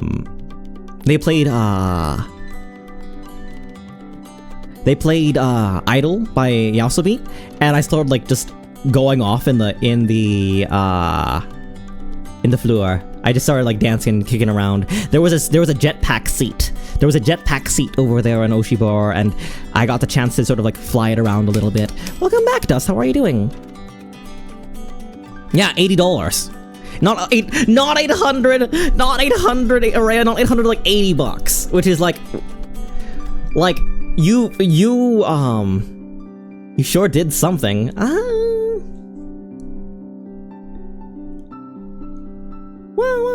I thought you said they were gonna play Cinderella. I wish they did. I mean, I still wouldn't have sung pretty well anyway. I'm learning. I think. What was $80? What's the word for it? My collective spending on Artist Alley. Most people like budget like $500 to like maybe like $1,000 on Artist Alley, because it's a great way to support people in your space, to support the creators who are gonna be making more stuff. More stuff. Like, how much do you spend in the Sky? Give us the idea of like how much a regular person spends in Artist Alley. Because really, it's not necessarily a goblin market or like those like small like punk markets and all that such, but it still is an opportunity to like spend money within the VTuber community and not let people who are like scalpers or people who are outside of community get that money. I think it's very, very valuable to make sure that the money sort of moves around and stays in places where like there's care there, right? I don't want to, like, I think if you're gonna throw money at like VTuber stuff, corporations are fine because those proceeds directly go to your VTubers after several cuts. But I think if you want like the fandom, the culture, the vibes, the space to stay alive, it's really important to invest in your fellow artists in that space. So I don't think there's anything wrong with spending that much money in those spaces, because you're really investing in the VTuber community more than anything. Between 200 and 500, I think that's decent. I think like that is average. I think that is average for how much someone spends on Artist Alley. Positive, right? You spent $300 and $400 at Dokumi. Oh my goodness. Again, like I think we're batting like I know Doki like is a big I know Doki is a big VTuber, so like she has the money, but I was at her panel on Sunday, if I recall correctly, and she said, "Oh yeah, well I just kept maxing credit cards." She's maxed several credit cards at Artist Alley, getting all the Doki stuff. Right? Apparently it's the one in Germany, Sky. How much did you spend, Puzzle? 300, 400? I'd be counting on saving and spend $200 to $300. I think like my 80 doesn't look that bad in comparison to like everyone else. Yeah, no, right? Like what the heck, Xander? Like they had enough money that they were like they maxed out like 3 or 4 credit cards supporting other artists, which wonderful to see. Like big indies and corpos put their money back into like the fandom part of the community, right? I'm sorry for making good financial decisions and not going sell. I mean, no, like I'm not like criticizing all of you, right? Like if you're subscribed to me, you're putting money back into the VTuber space. I spent more on Ubers and Hangouts though. Yep. Ubers were the worst. I hated Uber. I hated how much of a necessity it was to have Uber because San Jose is not walkable. The only saving grace I had was that my B&B was like a 5-minute walk from the con properly. So like I could go back and forth very, very quickly.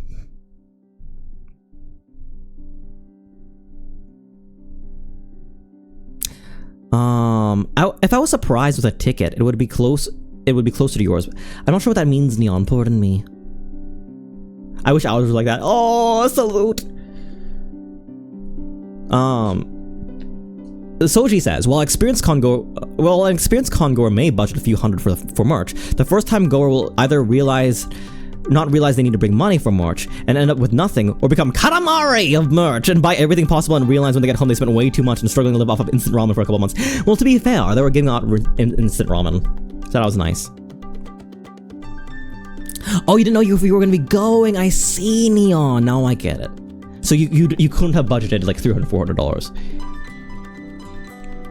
No, I'm glad Soji that I spent my $80. Honestly, I might make that a requirement of me from now on. I might like hold myself to like $80 and like just like getting like a couple of little knickknacks, because I don't have the space in my dorm room for all this stuff. But no, like I was very conservative with how much money I spent. No, but Oshi Bar was a party. Was like jumping in the pit, was dancing around. Someone was doing a Watoge dance, and I was like, oh my gosh, you're so cool, you're so cool. Yeah, I danced a lot of songs. I actually did all my drinking before I went to Oshi Bar, because the line for the drinks was so long. Like, at Oshi Bar, before Oshi Bar, I drank like 4 drinks. Or rather 2 drinks that were worth 4 drinks, and then I ran a little bit of Mafia for the people at the B&B. That was a little bit of fun. That was really, really sweet. I hope everyone enjoyed it.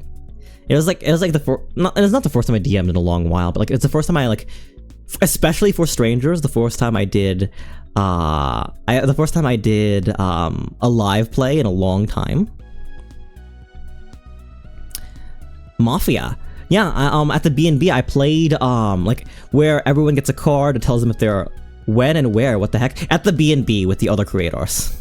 With the other, like, people I was sharing the B&B with. I hosted it for them. It's like for those of you who don't know, for those of you who are, like, born after 2015, rather, I'm sorry. For those of you who were born after 2005, Mafia is, like, kind of like Among Us. Right, and I hosted 2 games and had a bunch of drinks before I went.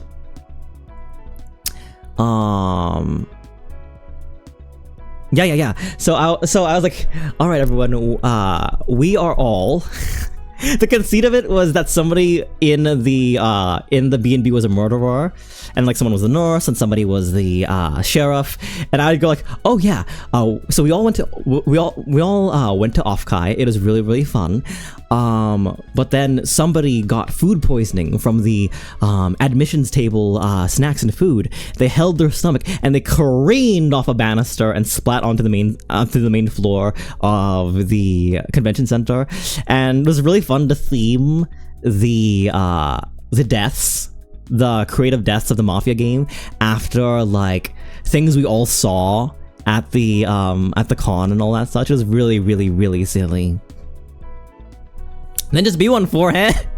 You tell him, Vamp. You tell him.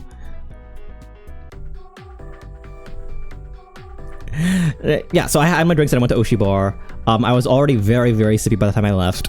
Had drinks, and then sometime around 11,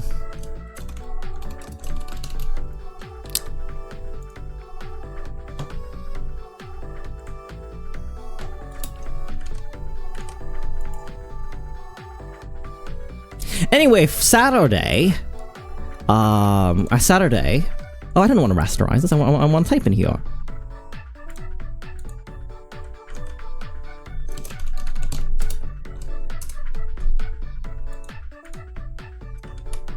Saturday. I have to remember it again. Oh my gosh, it's not coming to me. Saturday was editing for VTubers, if I recall correctly.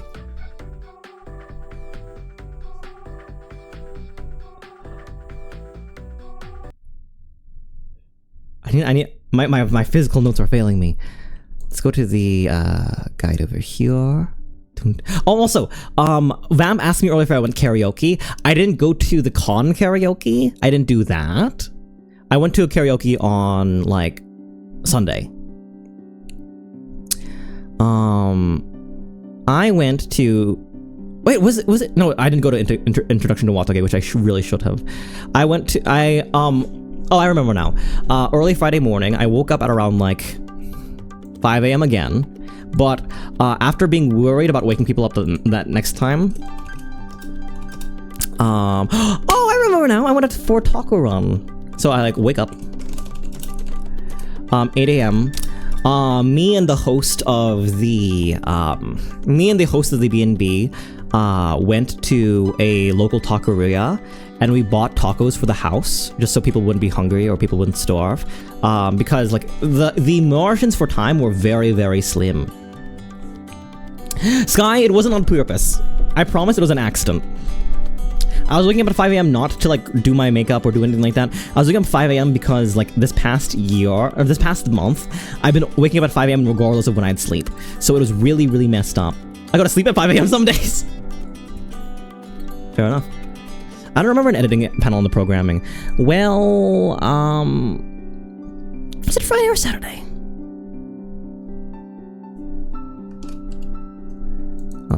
Oh, whoops, misclick. Dismiss this update. Why is it searching for E? Control F. Why can't I search for words? I'm having a hard time remembering if it was Friday or Saturday. I think it was Saturday. I went to the Michi Mochi V thing one, and then I did I hope people enjoyed Chroma Shift Supernova. That was really, that looked fun, but I didn't go. This was one of my favorites. This was one of my favorite panels. I'll go into it as soon as I get there chronologically. It's on panel 4. The editing one was in panel 4, so if I go up here and if I search by, is there no filter anymore? Here are filters. Oh, that's just for where that was. I think it was Friday at around, it was like one of the later ones, I think around 5 o'clock, 4 or 5. Oh no, I went to Shindigs here, so it was definitely Saturday.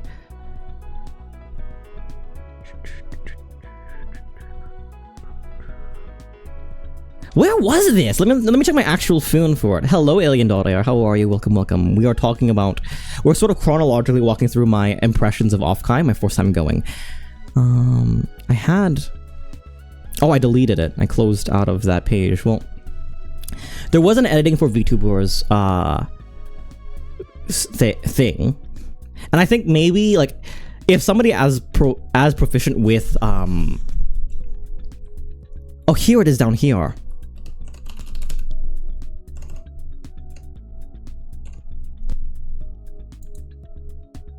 How you can edit VTuber content is over here. It was panel 4. It was on the 20th, which is...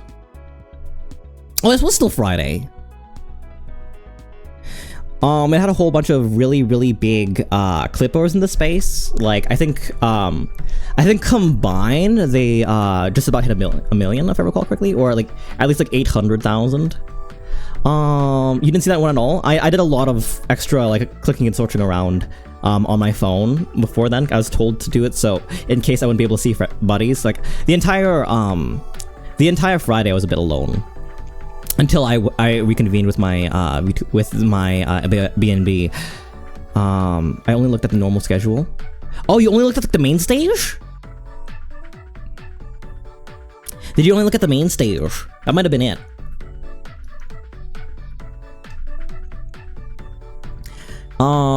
Yeah, they taught the basics of video editing to people about like pacing, steal what you want from people.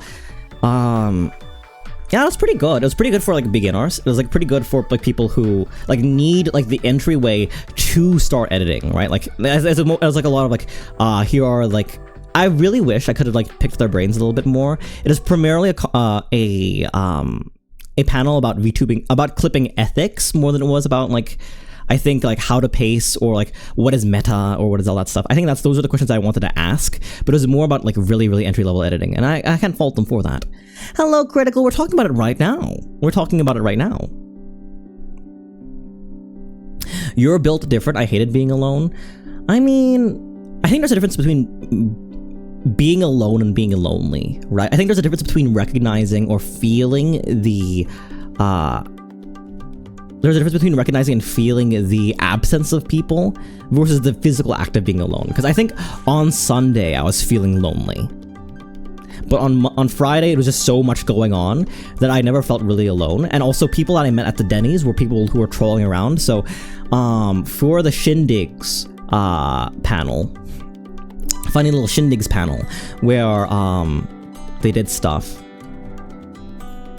on Sunday, thunk, like I felt like lonely, but I didn't feel I have the like bandwidth to like be with other people. Like if other people scared me and I didn't have enough to give, right? But, like there were moments on Sunday where I was like, oh, just so exhausted and like I didn't know what to do, right? Like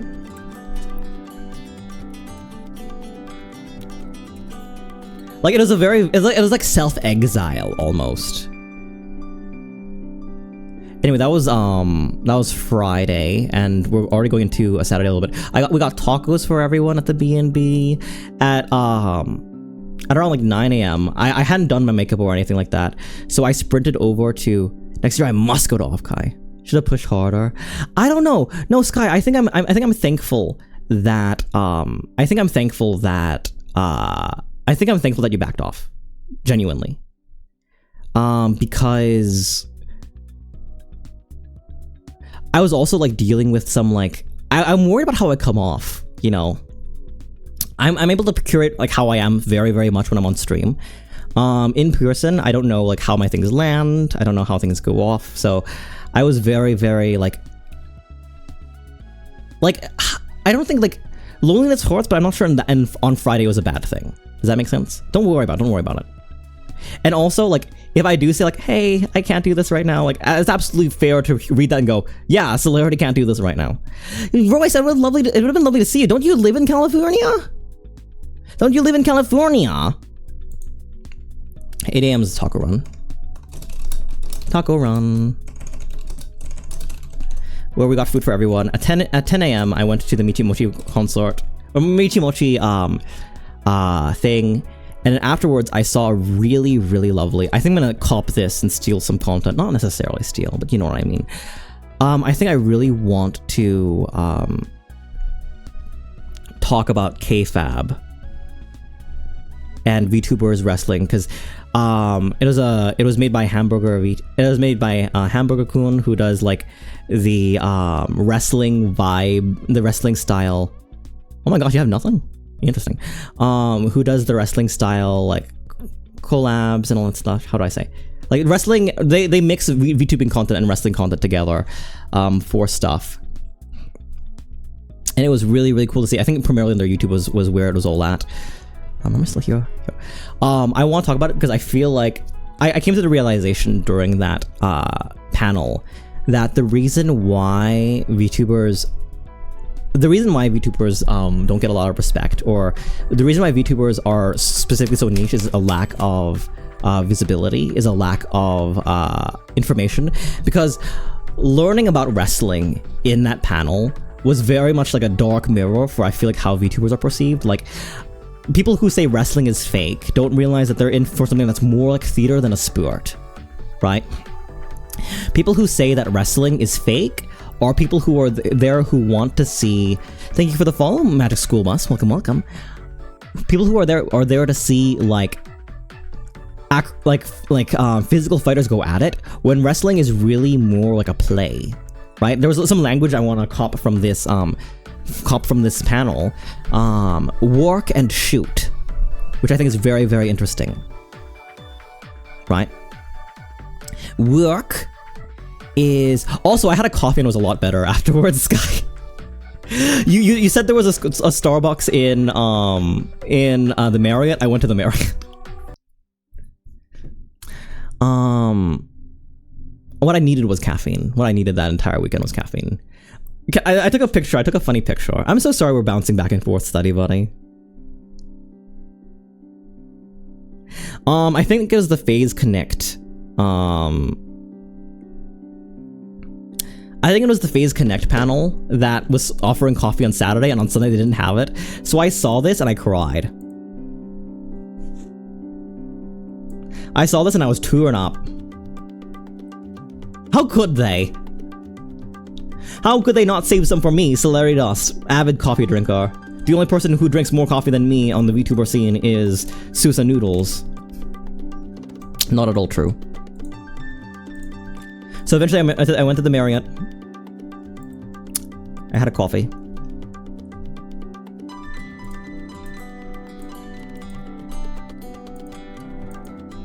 What is this?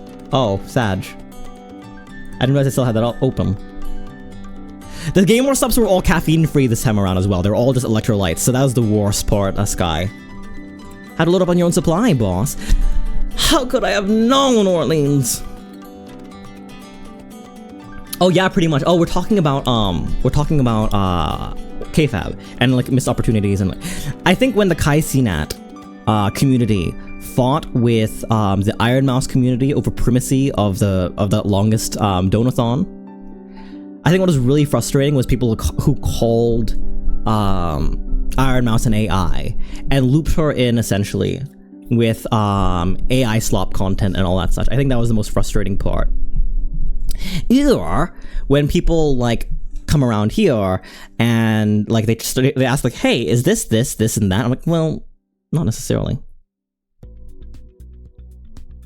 Like there were a lot of people like during like I think last year who were like, oh, how could we let our boy Kai CNAT lose to an AI or to a robot, right? And they just fundamentally didn't understand how VTubing works. And I think if more people knew like the conceit of VTubing, right? And in particular, the conceit of VTubing with regards to K-Fab and with regards to like what is like quote unquote real and what it is not, or like what is like the very premise of the stream, I feel like we've had a lot less of these understandings, and it might even be more popular. We don't get mad at Marvel movies for being, I guess we do nowadays, but we don't get mad at them for being unrealistic and odd and strange. But I think we get unrealistically mad at the theater of wrestling and VTubing in certain circles when it's just part of the deal sometimes. I think my biggest takeaway from Hamburger Kun's presentation was the language of work and shoot. Work is what you are when you are streaming, when you're performing, when you're wrestling, and shoot is what you are off the camera. OOC, if you will, right? So, like, for example, Calliope's work, or Calliope's work image is being a Shinigami, and Calliope's shoot is being like a rapper and all that such. My work would be I am a college student at a college that doesn't exist on your planet or on your world, and I'm like observing all of you and want to build a cult out of you. And my shoot is that I'm Filipino, right? Like, now I think we're all up to speed now. I think we're all like caught up now. I'd like to think. I think that language is very, very useful. It's something that I would want to really it's something I'd really want to like push in. It's something I'd want to like bring attention to, honestly. I hate doing like tutorial content because, or I swore off not doing it because I hate when the value of somebody's work is not transferable, and I don't want my most popular thing to be something that like doesn't do anything for me, you know? Does that make sense? No, how do I say this? Like, tutorial content scares me because people are only there for the tutorial. When you demonstrate that the biggest value you can offer is teaching people stuff, people push you into the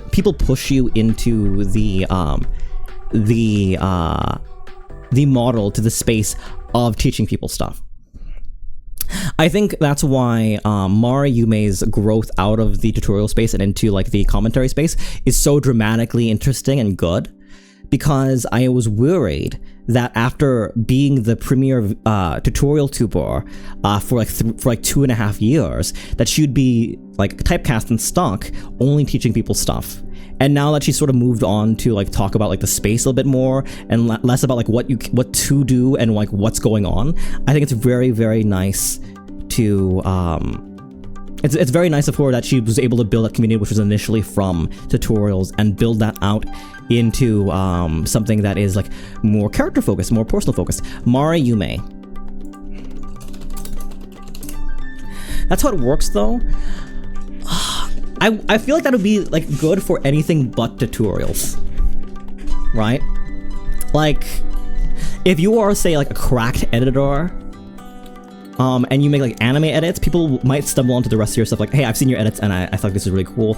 I find that the transferability from tutorials is a lot lower. Like, Study Bunny, when was the last time, after you got the information you needed from a tutorial, you checked anything else out on the channel? Maybe if you're an After Effects lover and you watched one Mike Brunette video, you'd watch 2 or 3 or 4 and suddenly you're part of the group, right? But like, the transition from the different values of content, or what people get out of your content, is very, very hard. Like, because people follow you to get the same thing again and again and again. That's like Sarah with ASMR. Exactly. Like, you can suffer from success. You can suffer from the success of being too good at something as well. And when you try to switch to more character-focused stuff, or when you try to to say like you as a performer, not to just like the immediate value you provide doing one particular thing.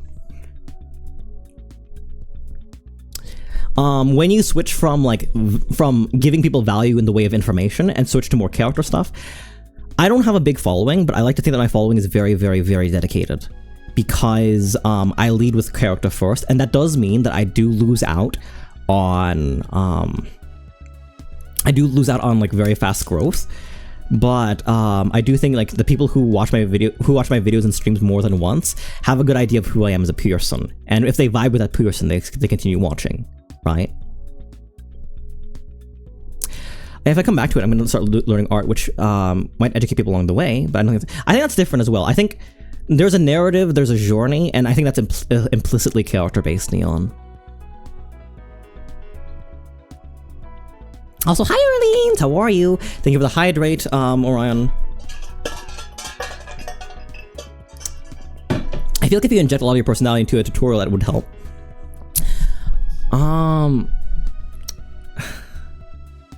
it's hard. I think tutorial content is so hard because to effectively communicate what you need to communicate, while like, how many of you hate it when like a tutorial like goes off into a cookbook style, oh, this is where I learned the stuff, like, oh, also there's this one time where I did this and that and the other, and then they get to the tutorial when you just want them to get to the point.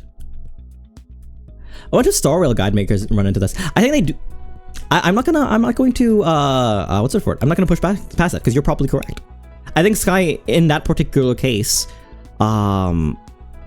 especially like people with character first and then who also give off information can like be very, very successful. But I find like technical stuff is very, very hard. Like, for example, this is not like going after another creator or anything like that. They're still like wildly more successful and popular than me. But there's a creator who does trans voice lessons, right? And they do them in VR chat. There's a lot of personality and interest in them. They're very like they work very hard to make like the entire like video interesting.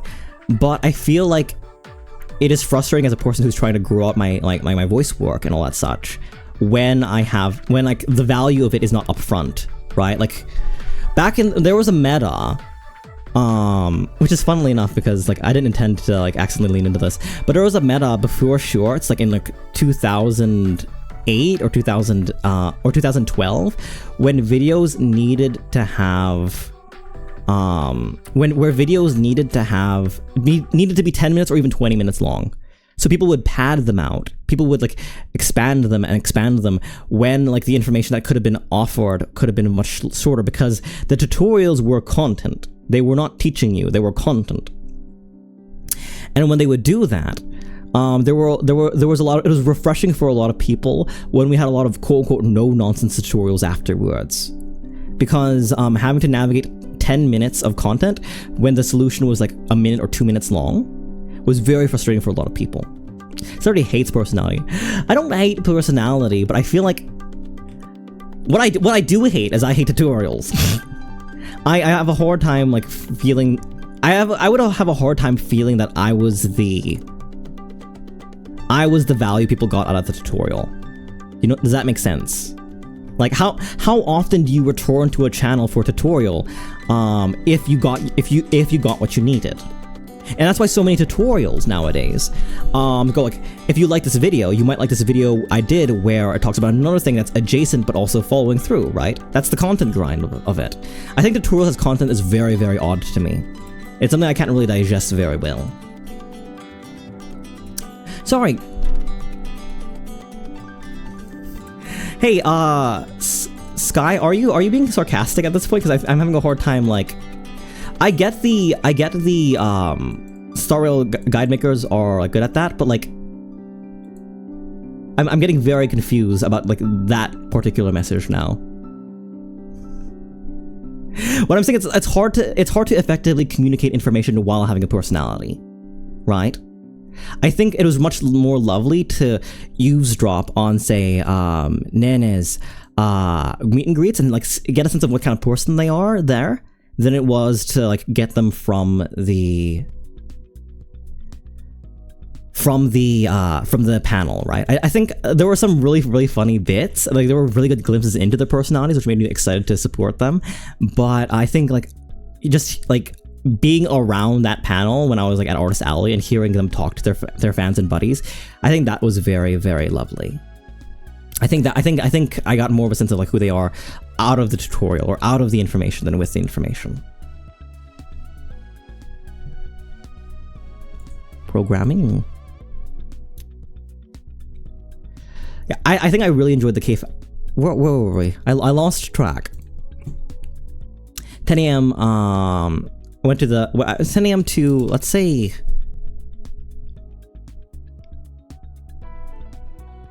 I don't know, there are ways you can communicate or teach information in an entertaining or unique way. I find that like if like for me at least, and maybe I shouldn't generalize my own like interactions and stuff like that, but for me, if I have to scrub through 4 minutes of stuff to get to the information I need, I'll move on to another tutorial. And maybe like there is a way to like make tutorials fun and such like that. But I found, and like you can certainly like inject like little like bits and funny stuffs and silly stuffs and stuff like Yume did. Mara Yume did, and then was able to grow out of her space because she was able to also perform her personality in her tutorials. But I also find like the I think we just disagree on this one, or at least we have different like not desires of value, but we have different like. That was good though, but also Reichi has but Reichi is also like Reichi is not making tutorials to grow. Reichi is making a tutorial because she's already a veteran in the space. I like that video a lot because it was very, very informative. I didn't see a lot of personality in it. I think moment to moment it was very, very clear. Also, it was a live stream that was cut down. But I would also argue that like it was very, very information dense. It was very, very information dense, and it was very easy to like. When I'm talking about personality, I'm talking about like a 2-minute skit in the middle of their a 2-minute skit in the middle of a introduction, or in the middle of a tutorial about like this, that, or the other. YouTube might also have a way to sort by length. Maybe you can only poke the shorter ones. I also find the shorter ones are so there's a yeah, Sky, but that's what I'm talking about, right? So when you're brushing against me, when I speak to like how hard it can be to like lean into tutorial content for growth because of what value people are getting out of you. It's either like very, very information dense tutorials, or it's people who like spend 3 minutes of the video like doing like silly edits and stuff like that, and then go into the information. Which is not exhaustive of the entire tutorial space, but like having exceptions or having parts of the tutorial space which speak against it. What are tutorials for? For learning! For learning! That's why I'm saying like it's hard to use a tutorial as a means of like growing for character. Right? That's what I'm saying. That's actually what I'm saying. The more you get outside of the tutorials as learning thing, the further you're obfuscating the point of the tutorial. I'd much rather have written guides and tutorial videos. There are some things that read much better like visually, right? Like all of the After Effects stuff, I'm very, very happy to have been able to interact with. I'm very, very happy to have interacted with, like, I don't even remember their name because it's in Japanese. But there's a really awesome no-nonsense tutorial creator for After Effects. You can search by keywords. I think one day, Vamp, we'll get to the space where, like, we can search for words and transcripts, and when that day comes, I'll be, like, over the moon. Like, being able to Control F a YouTube video for stuff, that'd be really, really wonderful.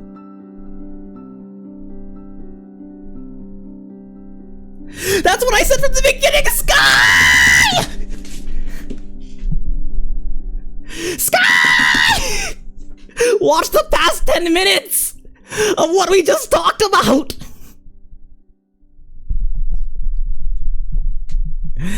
I wouldn't want to make tutorial videos because it's hard to put value of your character and personality into it without obfuscating the space, without making it harder to listen to. What am I saying? We are just going in circles. Did I wake people up? I'm so sorry for the people who are sleeping in my stream who are waking up now. I'm sorry we didn't get to say hi. Were you there, Orleans? I didn't even know. I didn't really like, what's the word for it? I didn't really advertise.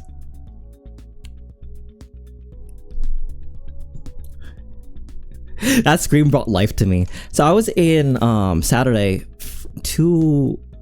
I wasn't there. How late was I? How late did I go?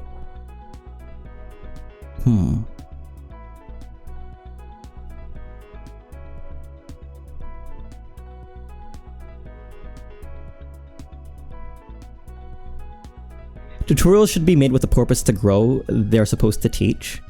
Is that what I'm saying? I feel like we've gone so far out of the out of the like initial premise. Like the point of like what I was, it didn't really sound like it didn't really sound like the points you were making. Did everyone else get it?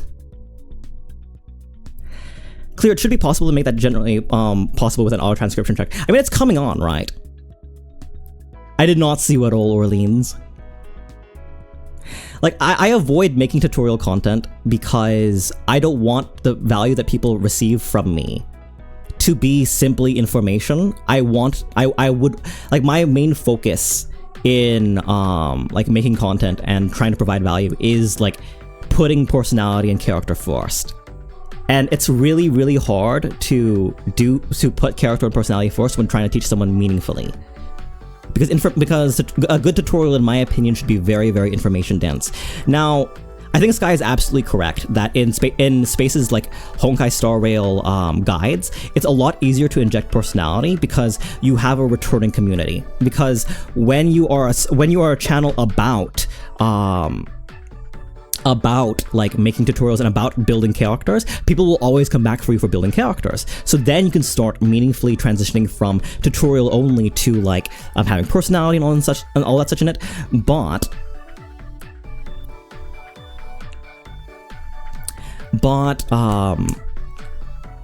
if my main content isn't going to be tutorials, people are creatures of habit. If I'm not going to be making tutorials like every week or every month, then when I bring up stuff that isn't tutorials, that's going to underperform. Likewise, like you can't really particularly grow off of tutorials if you plan on doing something other than tutorials, which is why I think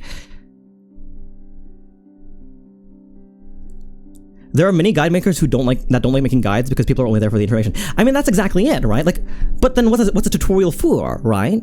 The tutorial in and of itself is for the information. So like, and guide makers are, in a sense, like tutorial makers, right? Like the main draw of their work is that people know what's up. People know, they're almost like news reporters and casters, right? Hello, Alion, how are you? Welcome. Do I recognize that emote right over there? Like, so like if you're a VTuber and you want to like grow, this is the parallel I was making with that comparison. Oh, I thought what you were saying was that like because guide makers are able to inject their personality into these things, that like it is possible to grow for personality through tutorials, when tutorials are in and of themselves not a captive audience, but an audience based around the transmission of information.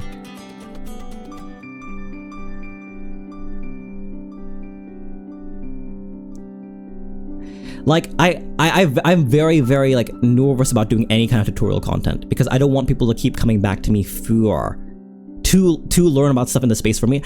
In fact, I don't like really talking about, like, I don't like talking about the back end so deeply. Oh, it limits their creativity and content. I think certainly, like, creators can... I think certainly there is a transition that can be made where people like love someone for the person and not just the thing. But I feel like because my content is primarily an only yap, because my content is, and again, not growing so fast because it's incredibly niche and it needs to hit the right people. But because my content is consistent throughout my channels by just talking a lot, right? Yeah. Like that's like that. Like the value of my channels through different spaces, right, is the same. They get the same thing out of me. If the value that they want from me is information, and I don't give them information, they stop watching, and which is absolutely fair. It's nothing wrong of the consumer to get the information they want from me and then leave. If you make tutorials, people will come for tutorials. Exactly, which is why I'm like so worried about like doing tutorial content. And I do think that like sharing to a certain degree or speaking or putting awareness to the language that Hamburger-kun or Ishburger-kun Well, my brain just realized that this was an H-Bomber guy. What's for it? Yeah, you have to make tutorials because you love making tutorials. I absolutely think that I absolutely agree with that, because like when you make anything, it has to be something sustainable. It has to be something you can do for a long time. I made 10-minute talks for 3 months, and then I fell off. But 3 months is still impressive, and it's because it's something I can do. And I just posted my newest one this morning.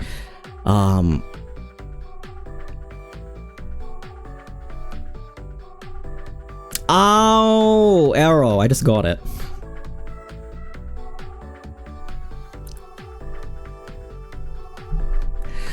I think like what I would love to do is I would love to like bring the information of like work and shoot and all these parallels in the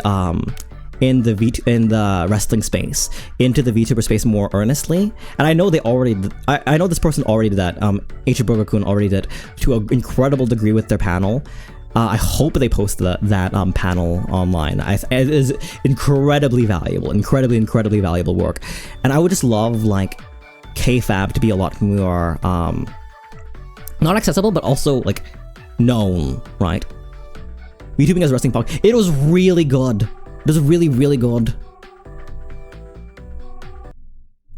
I think PCAT is good as well, right? I guess there's also the manner of like. There's also the manner of like how well you're able to put your personality in there, right?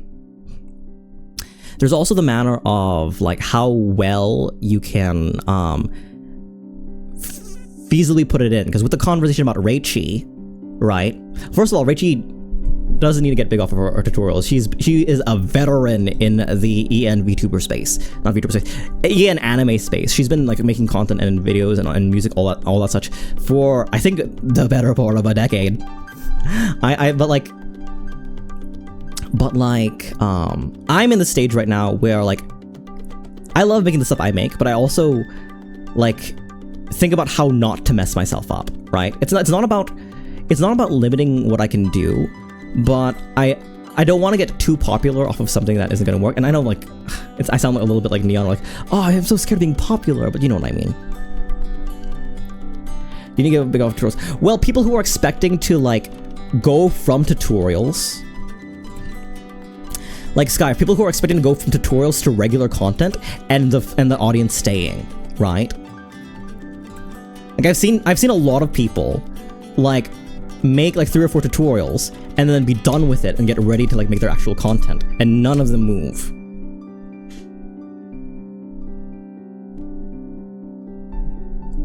Like I'm not interested in making tutorials, but I don't want my growth to be hampered by people expecting tutorials out of me. Which I guess is a bit of conceitedness, I suppose. But like when you're making content, when you like want to be in the space not only to have fun and vibe, but also to like also with the intention of like growing, right? Like I wish I would Giga in these moments. Giga would know what to say. Giga is an incredible yapper who's able to have a personality and while also be able to what's the word? Just make a second channel and manage 2 channels. I'm showing no dropped frames, Dayton. But if anyone else is, let me know. See to play. Some people manage it, but you have to be great at what you're doing. Absolutely. Absolutely.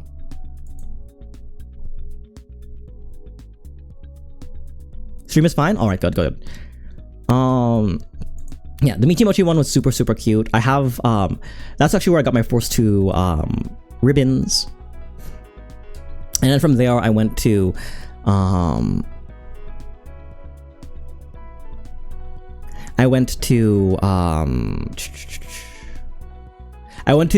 wrestling, the VTubing wrestling panel was like one of my favorite ones that I went to. Again, I would love to like cop a little bit of their style, just go like, hey, if you're not from here, if you're not from JP, or if you're entering in, you might be wondering why everyone's role playing all the time. And it's because in certain spaces in the VTuber space, not all of them, we have like Fillion, who is like primarily like a memer, right?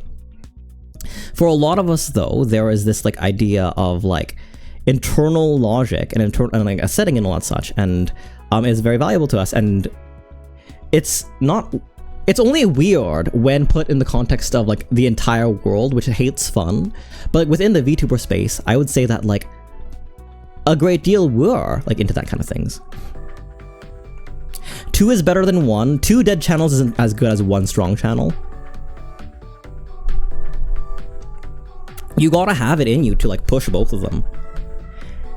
And I think that is part of why like I would like to put a lot more work into my YouTube channel, because like I had a hard time when the 10-minute talks were going very, very well, to split my effort between like the YouTube and Twitch. I just make tutorials in the moment. I'm not too locked in, and I think I can tackle if I'm not too locked in and I can tackle the subject. Actually being able to give people live feedback and questions on tutorial feels like I'm providing more value. That's nice. VTubing as wrestling isn't a new take, but it's certainly a useful one for traditional VTubing culture, though I think people conflate lore and kayfabe. What I like about this panel particularly is, no, VTubing as wrestling isn't a new take, not at all. And in fact, this is the person who proliferated that take, because this is the person who, before VTubing, was a big wrestling fan, and would make all those edits and videos that, like, compiled all of VTubers' reactions to wrestling and all that such, right?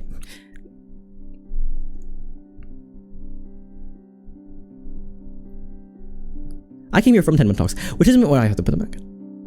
You can't wrestle yourself. Can you VTube yourself? Oh, you mean by yourself? I got so confused. What does that mean?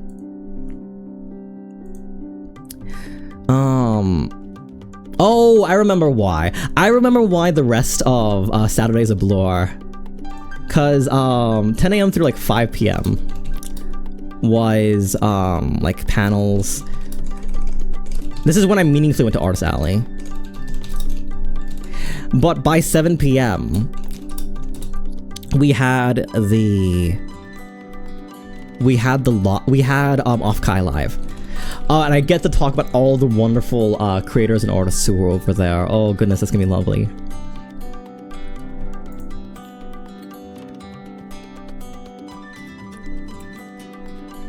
I like kayfabe a lot. Or no, I like the language that this person used, the VTubing is wrestling person got to use, because I think that language would also be very, very useful to communicate like why this person in a college from another world is talking about that stuff when all y'all know is like terrestriality.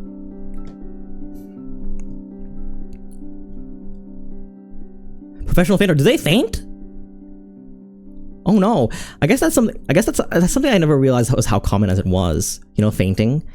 I was at the Rin Penrose not concert panel, and their collabee would faint very often, and they learned how to fall very, very well, so they would turn it into content, which is good for them. Thumbs up for them.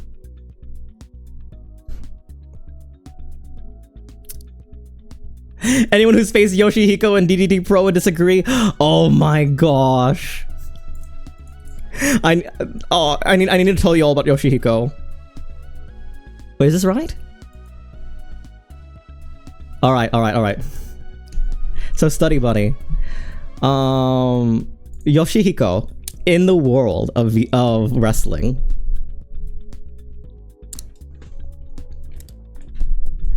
Yoshihiko in the context of wrestling is an incredible physical performer. They do flips, they're incredible at grapples, they can just take people to submission so quickly. They're just super strong and powerful, and everyone understands that they're this case and they love it.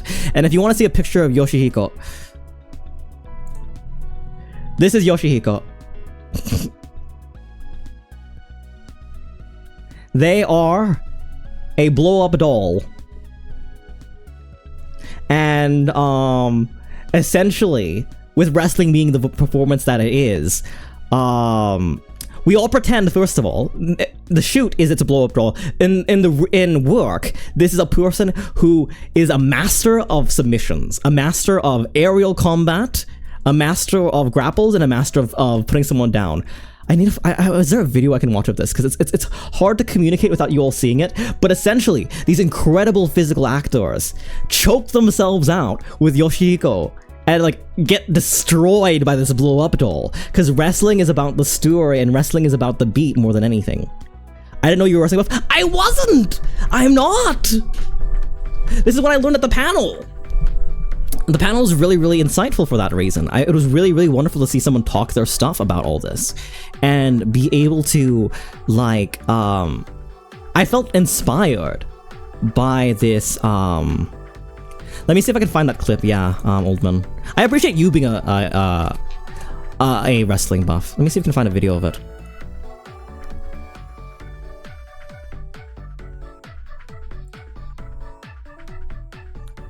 I still feel like it'd make more sense if there were an actual person. Well, Gamer, I think you missed it in like the past 15 minutes of what we were talking about. We were talking about how wrestling and VTubing have more in common with theater, right? How kayfabe is implicitly taking, imagining the pretense to be the actual case, and for the sake of like the collective cognitive responsibility of enjoying something, right? So, like, part of it is like making, I watched wrestling since WWF. I just want to see the fight. I want to see where it goes. Oh, this is good. This is gonna be good.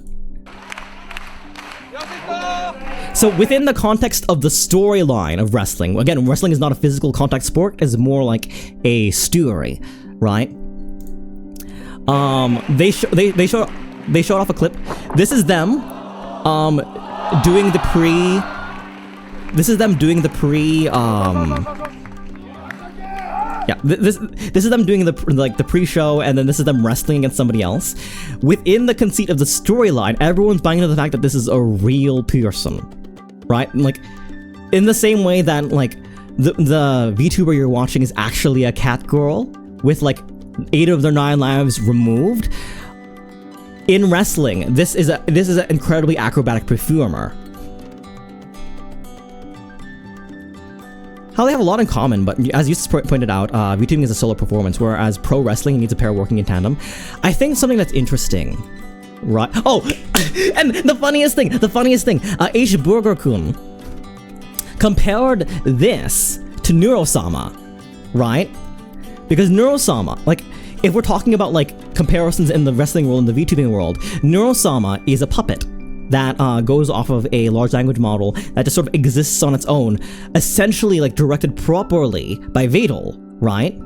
So in the same way as earlier, we accept that Neurosama, within the context of her content of the show, is this autonomous individual who can do like flips and jumps on their own. We imagine them to be Yoshiniko, right? It's not about realism. In fact, it's something about like the inherent and wonderful rejection of realism. Dang, well, you said it, not me. People screenshot that. Don't screenshot that. Like 2 feet into the like 2 feet into the like narrative to the storyline, right? 2 feet into the narrative storyline, this guy is the one performing. This guy is doing all the work to make themselves look like they're under stress and duress. This guy is doing all of the work to make this wrestler look good. Because when we talk about like their aerial and master submissions work, look at that.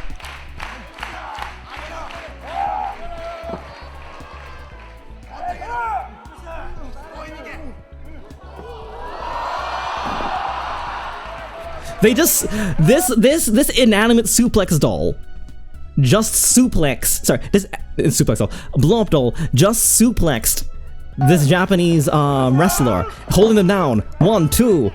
Oh, 2! Look how exhausted they are! Thanks for the hydrate. I don't know. I was incredibly inspired by Hamburger-kun's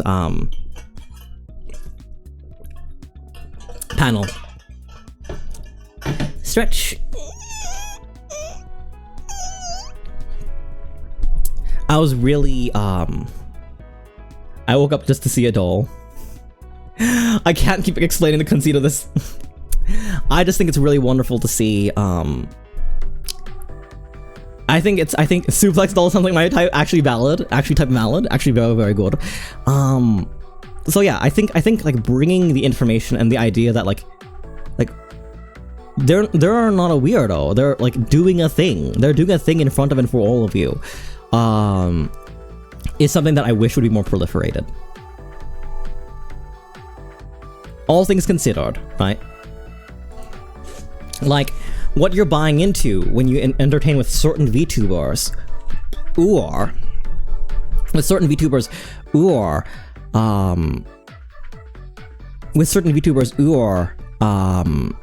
wrestling in himself, is you're buying into the fantasy of everything being live, right? Of everything being there, right? Everything existing as it is. There are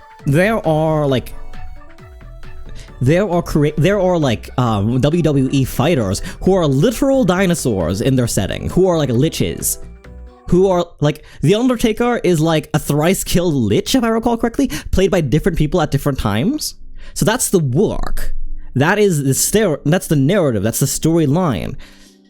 And the work and the shoot is like who they are behind it. And I think I would love to do like a 10-minute talk on that. I think that'd be very, very lovely to do.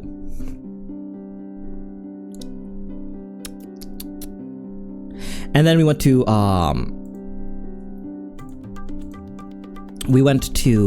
Offkai Live, which is a very, very wonderful. I'm losing steam. Can you feel it, study buddy? When wrestling become D&D? In the 80s. In the 80s, game, or you just haven't been paying attention.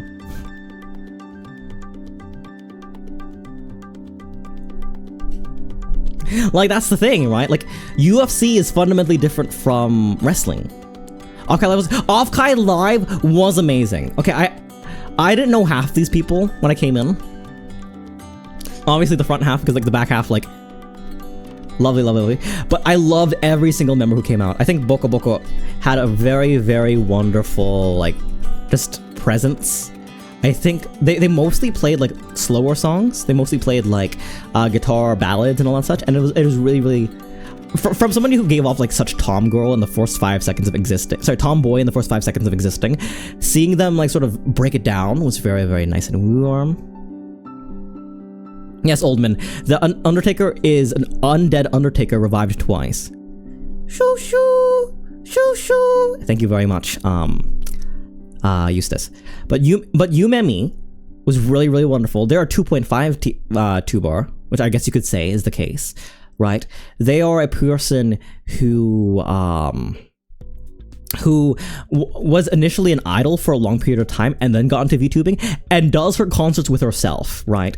Incredibly well choreographed, has a recording of herself talking and interacting and all that such, and she'd have to keep time to keep up the illusion that she was having a conversation with another person. Yumemi was very good from the video I watched. Incredible, honestly.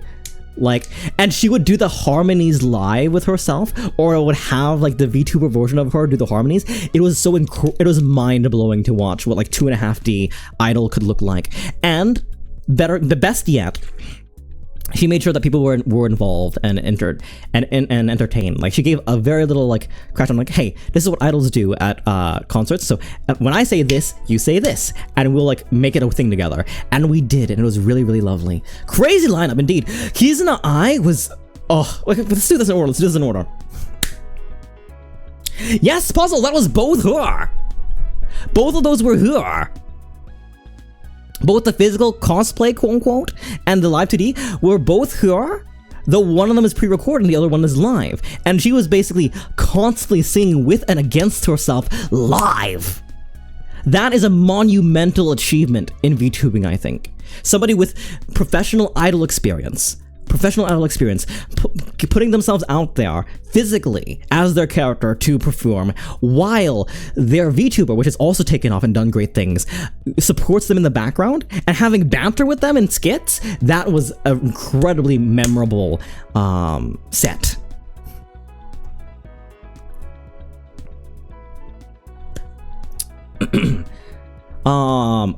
Also, Obi Katy Cat, holy moly, the power on her. Oh, they did Nyx, I still need to show you the video. They did Planet of the Bass, but Screamo EDM version. Obi Katy Cat is a metal Screamo artist. There was an 8 minute song at some point. There was an 8-minute song at some point, her original song, and it was and like 7 minutes of it were full on screaming, like full on like that kind of stuff. That she held it up for like 20, like nearly 30 minutes. Incredible work, incredible vocalist. So amazing to watch. She also came on like in cosplay for herself live, right, which is really cool. Unnamed was really wonderful. Oh, there were a couple of gripes I had. I wish like the mixing was a little bit better. I think that in certain songs, Obi Katy Cat was done dirty because like people weren't expecting what she could do when she came on stage, and then afterwards, a lot of the live vocalists had their voices and volumes like kind of shot from that and had to adjust live. So like I think Unnamed did show first.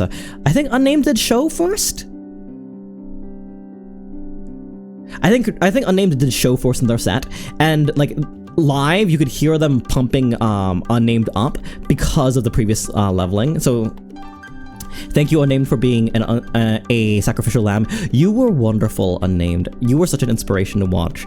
Honestly, Unnamed at some point, before their song Flowers, broke it down and like basically declared during Pride, heck yeah, that they were non-binary. It's kind of an open secret, I suppose, or like maybe something that they spoke to in the past, but not really like... The fact that they said it on that stream and everyone was cheering them on, it really made it feel like people like myself could belong. Unnamed, incredibly based. They were incredible. It felt so lovely to like be there in that moment. Study Bunny, bring pen lights when you go to a VTuber or a live concert. They will make it a lot better. I was on the verge of tears, and I was breathing so heavy at the end of each of these sets because every time I was like throwing my pen light in the air, like releasing energy, giving it out. Right? You need pen lights for these things. Like pen lights at VTuber events is like moshing at punk events. You've got to bring pen lights. But yeah, Unnamed was incredible. I actually haven't watched Zatsudan until my flight back from Offkai, but I think they did the opening dun dun dun dun dun dun dun dun dun dun dun dun dun dun dun dun dun, and the fact that Unnamed is an incredible rapper as well, like, blows my mind, right? But it was so good. And between hearing that opening that night and between hearing it in karaoke the next day, I had to watch Zatsudan, so that's what happened. That's why I now have 9 episodes of Zatsudan under my belt. Nerissa was so cute, was so sweet, was so cordial, and I should have known this because I watched, like, she was the one I watched the most when Advent first came out. And then, like, you know, with all VTubers, your fixation, like, some of you constantly push your overshoes, but some of you, like, you gotta focus on, like, what you're doing in other life. But seeing her again was so heartwarming. And it was nice to have, like, some songs I could, like, properly sing to. I'm not a fan of the Beatles. I don't like the psychedelia of the Beatles, personally, and I know that, like, puts a target on my back, because the Beatles are, like, peak English-speaking culture. But they sang Lucy in the Sky of Diamonds. Sweetest Scarlet was really cute. People switched the colors to one red and one blue for her and Elizabeth and Liz. but like hearing her sing Popular, I was so like, my heart was so melty. My heart was so melty, and it was so silly. She gave a big sniff of the fans and went, yuck. Yuck. A lot of fun. To be honest, I never followed Kizuna. To be honest, like Kizuna is before my time. I think she had just graduated by the time I'd like properly entered the VTuber space. I know her of the memes. I've never been really a big JP VTuber, but they had this really wonderful thing. I'm not sure how much of it was live or how much of it was like auto-transcribed or something like that, or how much of it was this, but they had her speak in Japanese and had like how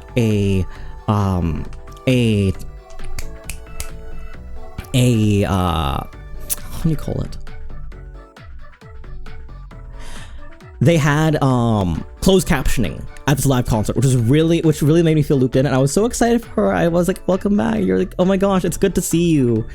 And they've changed a little bit, or at least they've said they have, but like everyone was still like melting to the sound of Kizuna, and she got an encore. People were already leaving the stage and like, encore, encore, encore, and everyone already left. Like, not everyone, like the people who don't get concerts left. And then she started her next song, and you saw people like crowding the doors on the way back.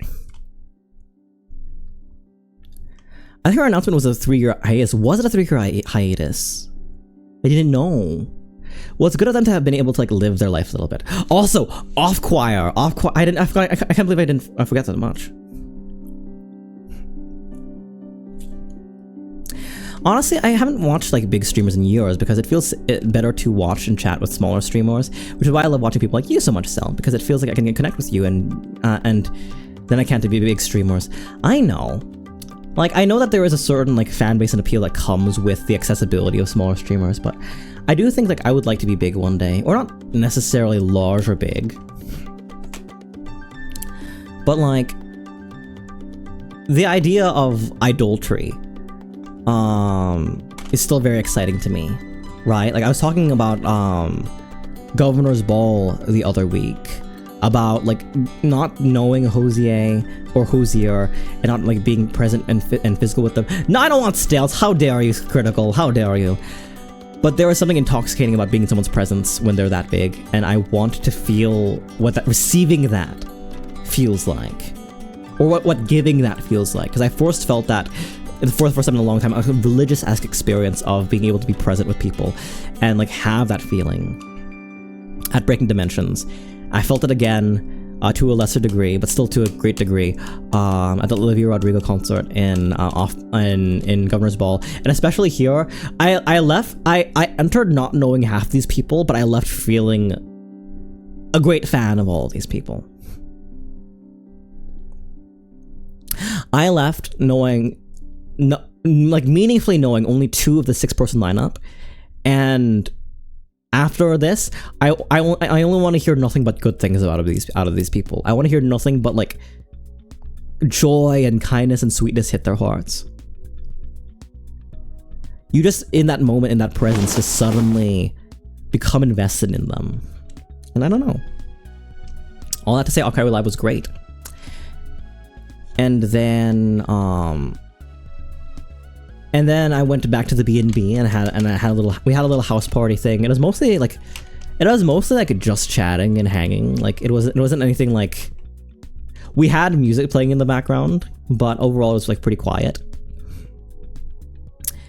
And then the Sunday I was exhausted.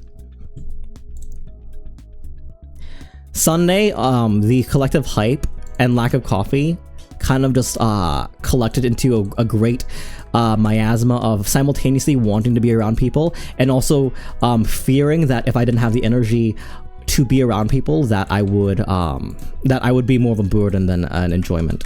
I was also struggling a little bit with, like, again, perception being perceived.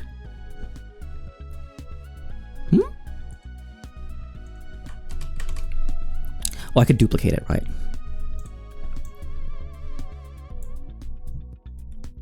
Someone says, I have those dominatrix heels, mind you. Well, actually, I don't. I have booties. Sally, you're so sweet. I mean, like, it's just, I think it's natural. I think, like, that's the kind of immediate, you got plastered Saturday night. Hey, no wonder we couldn't find each other. I met Puzzle on Sunday. Sunday, 5 a.m. wake up, like always. No, again, I didn't want to wake up at 5, it just happened. And then, I kind of boy moded, which is not saying like particularly masculine for me, but I kind of like didn't do my makeup, I didn't do anything, I just went at, from like 10 a.m. to catch the Rin Penrose concert through around 5 or so when the con ended.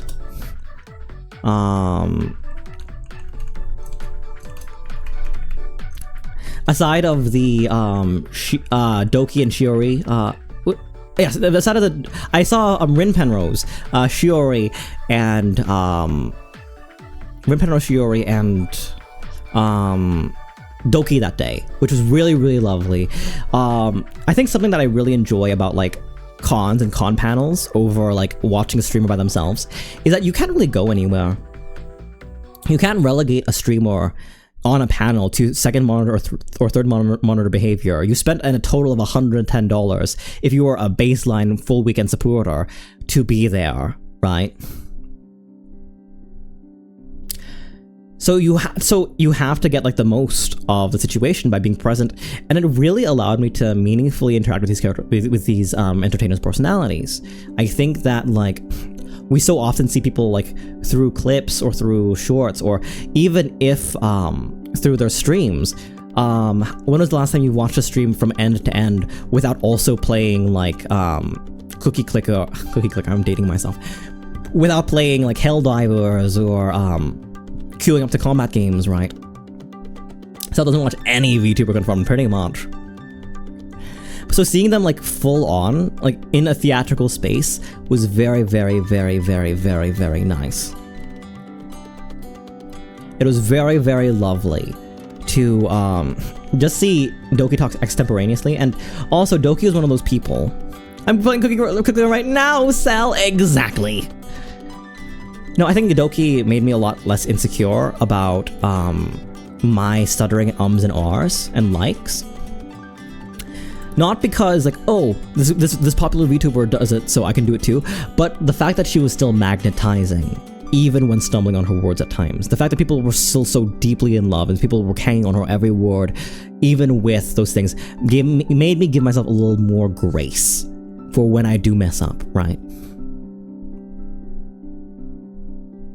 I guess you got me. Like it is different like when you have to like give them your whole and full attention, right?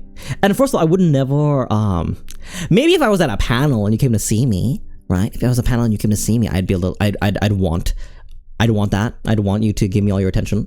But like live here, I understand that people have busy lives, and the fact that I'm included in it in these capacities, whether it's to sit with me while you eat or while you're doing work or while you're coding or while you're doing that stuff, it still means a great deal. It still means a great lot.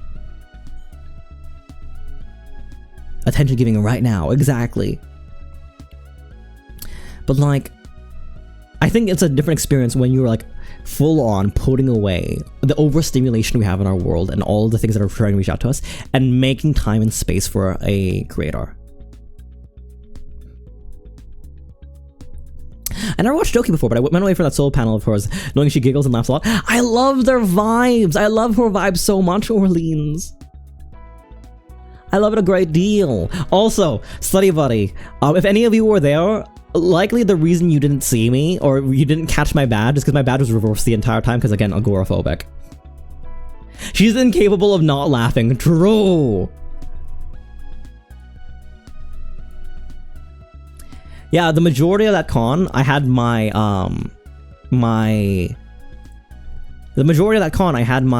badge reversed.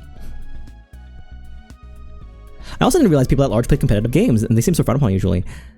I don't know. I think, like, people have been trying to recreate the Doki, or maybe earlier in another, agency, like Slentatsuki, like, before she graduated. Like, A lot of people were like trying or was terminated. A lot of people have been trying to recreate that, right? A lot of people have been trying to recreate like the game roar of that space, but like really, Doki Board is so incredible in that way. But yeah, those were the 3 panels I saw. It was very, very nice. Offkai. It was really lovely. And then I went round 1. I enjoyed round 1. We all went to our separate places and homes and all that such. I'm like exhausted, but I was like, we can't end without karaoke. So eventually, as a sort of run of the swing thing, we did karaoke, and that was really, really lovely. Is Celerity secretly Brett Keane? Who's Brett Keane? Who's this?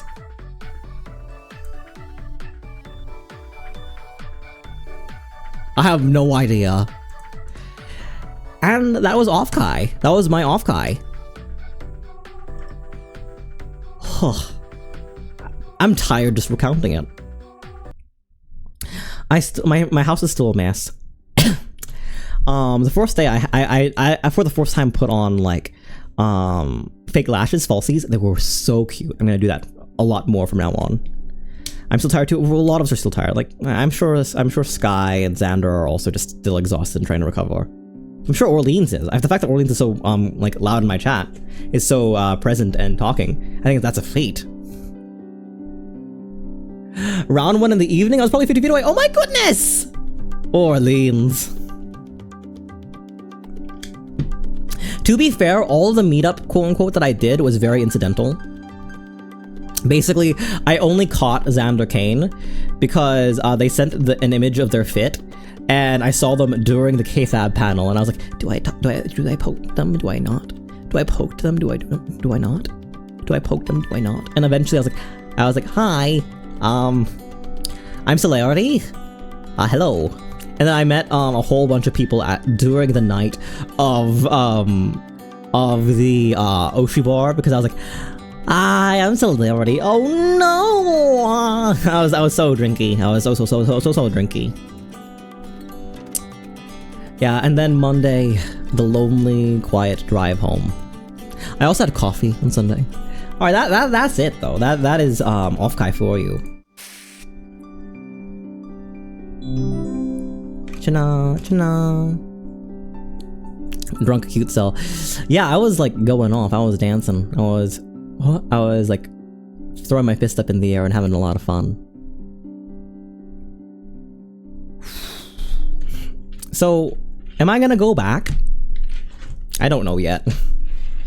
I think something that's interesting, for those of you who watched me a lot, and especially watched me last Wednesday, or I think it was Monday or Wednesday. Both of those days were with AE, so they kind of blend together. Go back and run a panel. I mean, I'm gonna have to do something worth watching to do that panel, right? Honestly, I was thinking about like doing a panel about talking extemporaneously. Like, I know people who like just don't talk as often. Oh, is an internet anti-legend was famously agoraphobic and backstabby. I hope I'm not backstabby, goodness gracious. I do think it would be fun to do a panel on yapping and like how to talk just about anything and all the tangents and all that stuff.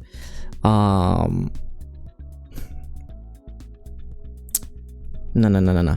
I think like that is the only thing I would be qualified to do, because I have to do something worth watching. I guess the community has no taste. Really, they don't. I don't know why they're here every moment. It's an incredible blessing that all these people happen to find me and just immediately pair bond with me.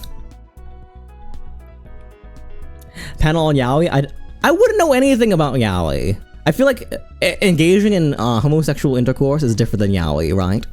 We love you. Mwah. Oh, karaoke was so sad. No, karaoke was incredible. We had a whole bunch of incredible like vocalists and actors and all that. It was so good. It was so good.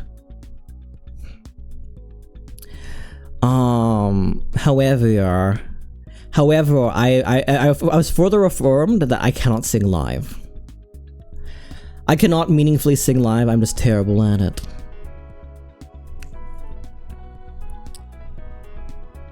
I did get the whole convention weekend for $110. Yes, critical. But also, there was a flight that the college didn't pay for, so that was basically the majority of my budget. Like, without going to Oshi Bar, which is another 50, like, I would say that, like, the floor of what I could have spent at Offkai was 1,150. Not counting transportation and Ubers and all that stuff. Right. It really was a great deal of fun. It really was such a blessing to have been able to go there. I went to a convention to Tetris for the one day.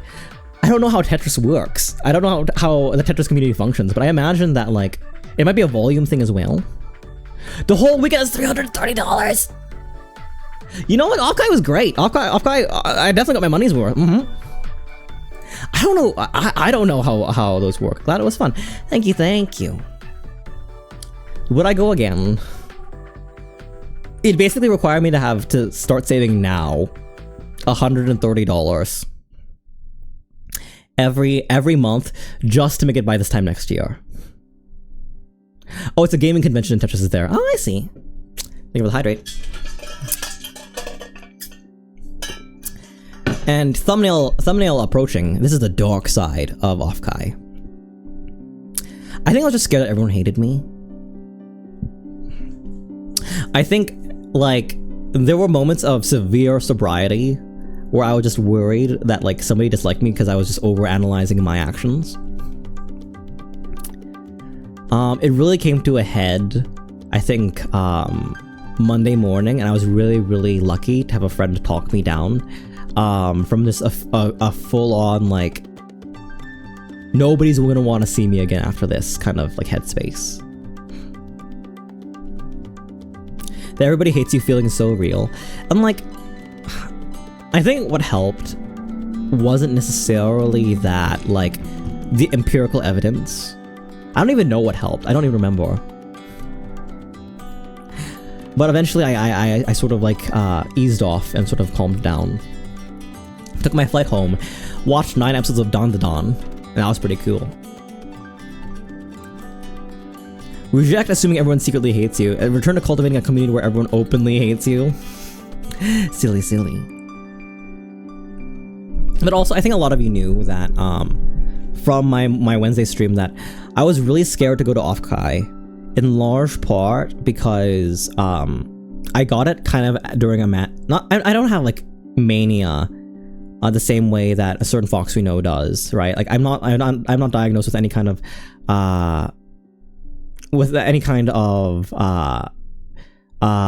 mental something or the other, neurodivergence that would lead to manic episodes. But I guess maybe fixation works. Maybe fixation works for that.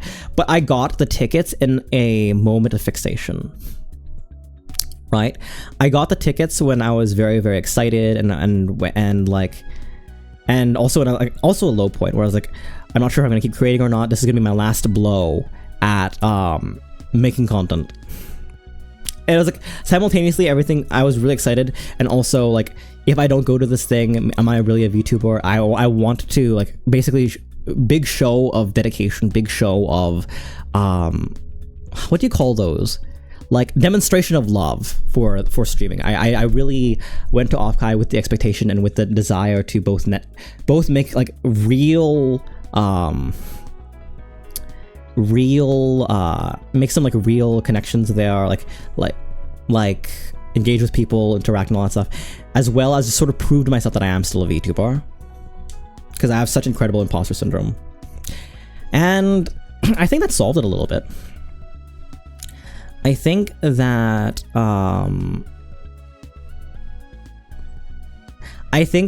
like, did it solve, like, this imposter syndrome I have of being a VTuber? I don't think so.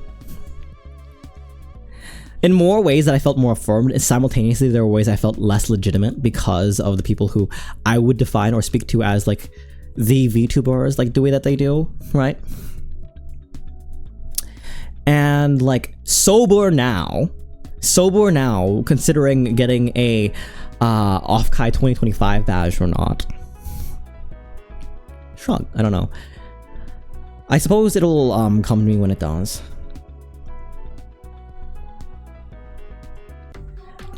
Let's see, Arrow, the issue is I have imposter syndrome to the Incredible Conman syndrome, right? Like I have the so if the baseline for Incredible Conman syndrome is I fooled everyone to liking me, I then go back on that and go, am I even good enough to fool everyone into liking me?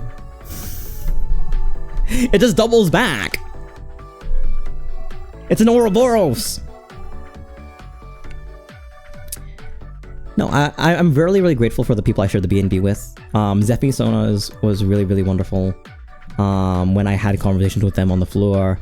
There were a lot of really cute, sweet people who I also met as well. I don't know, my heart. Con Ouroboros. I see movement in every color. I see patterns. I see forms. There is a way to feel affirmed, a way to know for certain where answers to our questions remain in the unknown. There is a way to feel, a way to know where meaning and logic remain in the unknown. I think my lack of security is what scares me, right? We love you so much, you deserve the world. Thank you, thank you, thank you, thank you. Have the same energy if I ever become big, huh? Have the same energy when at any point I'm unable to like respond to your messages and such, huh? Because I do recognize that some of my benefit and some of my such the other does come from my ability to talk to you individually, and I love the conversations we talk about. But I don't know, I look at the creators, the panelists and the people who are featured on the music, right? I look at those people so aspirationally.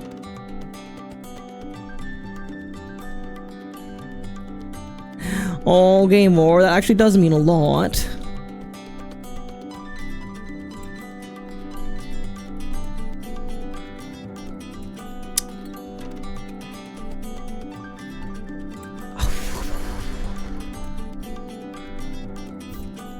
Also, like, I think I was talking with AE, as I do, right? When am I not? I was talking with AE on when I was like on the flight back, right? And I was talking about like, would I go back again? And I told them that the experience was at first 60-40, and I eventually bumped it up to 70-30. People look up to you aspirationally, you goof. You're the top 10, you're top 1% of Twitch. I know that, and that does make me, I think there was this one really, really wonderful comic, Arrow, where a person tears up all their work, all their art, trying to be someone else. And as soon as they like sort of make peace with that demon and continue to watch this person, they see them after another time, and they see this person tear up their work. And they see such a familiar crash out when they tear up their work and go, why can't I be like them? Right?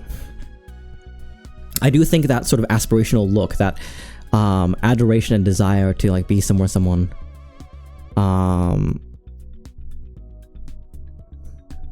me trying to contact Cell and find out where him. I was at the airport, Nix. I was at the airport. There's a bit like that in the anime Look Back. Interesting. Wow. I was in the airport 8 hours away from you, Nix. I was in the airport 8 hours from landing, alright?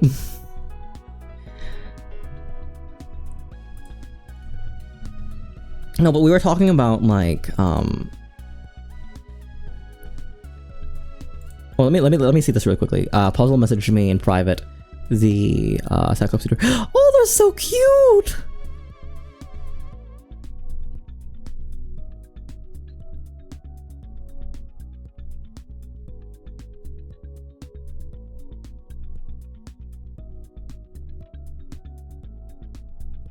And they also switched from soda to sparkling water, so good for them. That brings up the thought I've been having. I wonder whether I avoid interacting with VTubers with big audiences because they're not as accessible, or because I loathe the kinds of people who gather in such chats. I want to hear the latter bit. Oldman, spill the tea. I want to hear what you mean. Like, the people who gather in the chats of big VTubers. What does that mean? What does that look like?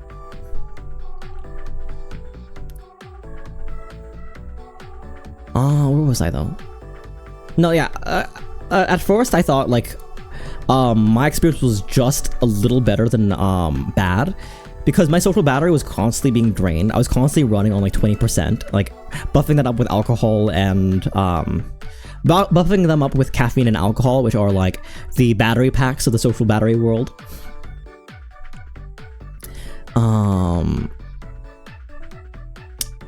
So like I was constantly running at a deficit, on an emotional, energetic deficit while I was there. And it's definitely, as a person who basically stays home all the time, I was putting on a brave face and constantly exhausted. Like the first day in particular, like I was full on like, not moshing, because the moshing has a meaning, but like I was full on like jumping in the crowd. There was someone was singing 3 Days Grace songs and we were having so much fun, and I jumped to a random group and I just started singing with them, and we all started headbanging. We all started headbanging. I was like, hey, my name is Slayer, it's good to meet all of you. Shake all their hands. I go back to my original group. Right, so I was constantly like pushing all of the energy like out of myself, and like the lows of having gone through all of that like easily matched the highs. Right, like, and with the lack of sleep especially, if I was able to sleep a good 8 hours per night, I think that would have like also offset like the exhaustion and emotion and social battery exhaustion I had.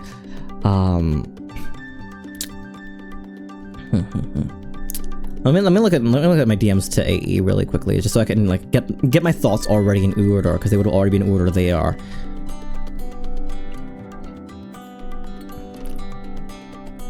Do.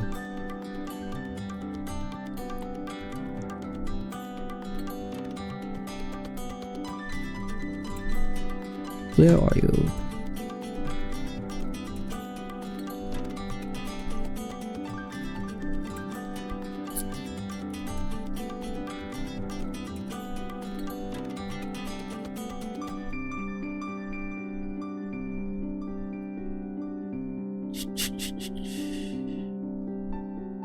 I think the conversation started with this. AE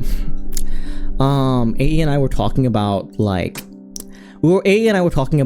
collaboration works to keep each other accountable, right? Like, I think everyone would like to have a manager or somebody who like sort of keeps them on pace, because it can be hard sometimes to like parent yourself. But something I said that was at Rin Penrose's panel, which is mostly Zatsudan, which is mostly just chatting, but there were some really, really interesting insights to be made off of that.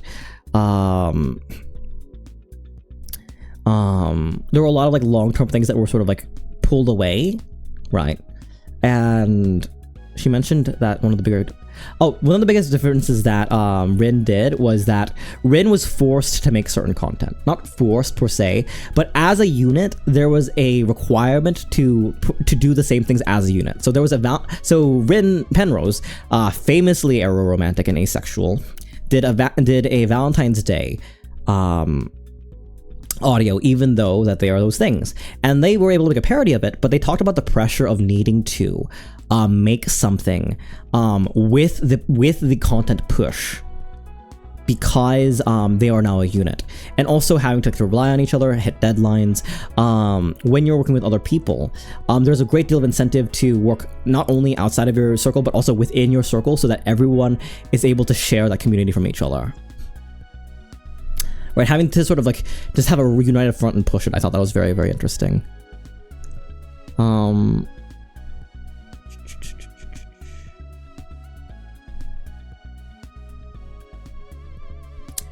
was thinking about how to like budget for Offkai. I still haven't done a full on like inventory of how much I've spent, period. I'm gonna have to budget for Ubers as well soon. For example, Zentria or Phillian's chat, long comments are likely to get ignored and feel so. The audience chats tend towards being peanut gallery of offhand comments. That is something I'm worried about. I think that's something for member streams is the thing. Is the issue, right, Oldman? Like, when people are that popular, the only way to like meaningfully like have that contact or like longer messages or entertain with that can at times be members, and then as you get longer even there or larger even there, it can be hard. So I want to start off by saying we love you very much, more than we could even describe. Your streams are always amazing, and there's a place to come and relax and be happy. You always make me smile and laugh just being yourself, and I can't thank you enough for that. And no, I'm not just saying this to make you feel good. I'm saying this because it's the truth. It's the truth that you're funny. It's the truth that we all love you. It's about keep being awesome. Thank you very much, Gamar. That's really sweet. No, I think in addition, like my confidence is a little shot. Not for any reason, and not of anyone's fault, but I realized like the gulf of who I want to be and where I am is so much larger than I thought it was. And primarily for lack of trying. I do have the time, and I do have the time to do the things I need to do, but I don't have the effort to. I have the time to like make the 10-minute talks that I want to do, but I keep going after really cheap dopamine and all that such, and it's something that I want to work on. I want to work on building more willpower and all that such, so I can produce on the level of my contemporaries who I want to be at. It depends a lot on the big VTuber, yeah, asks Alice, but I think Oldman and you are right, they tend to be a hive mind at some point.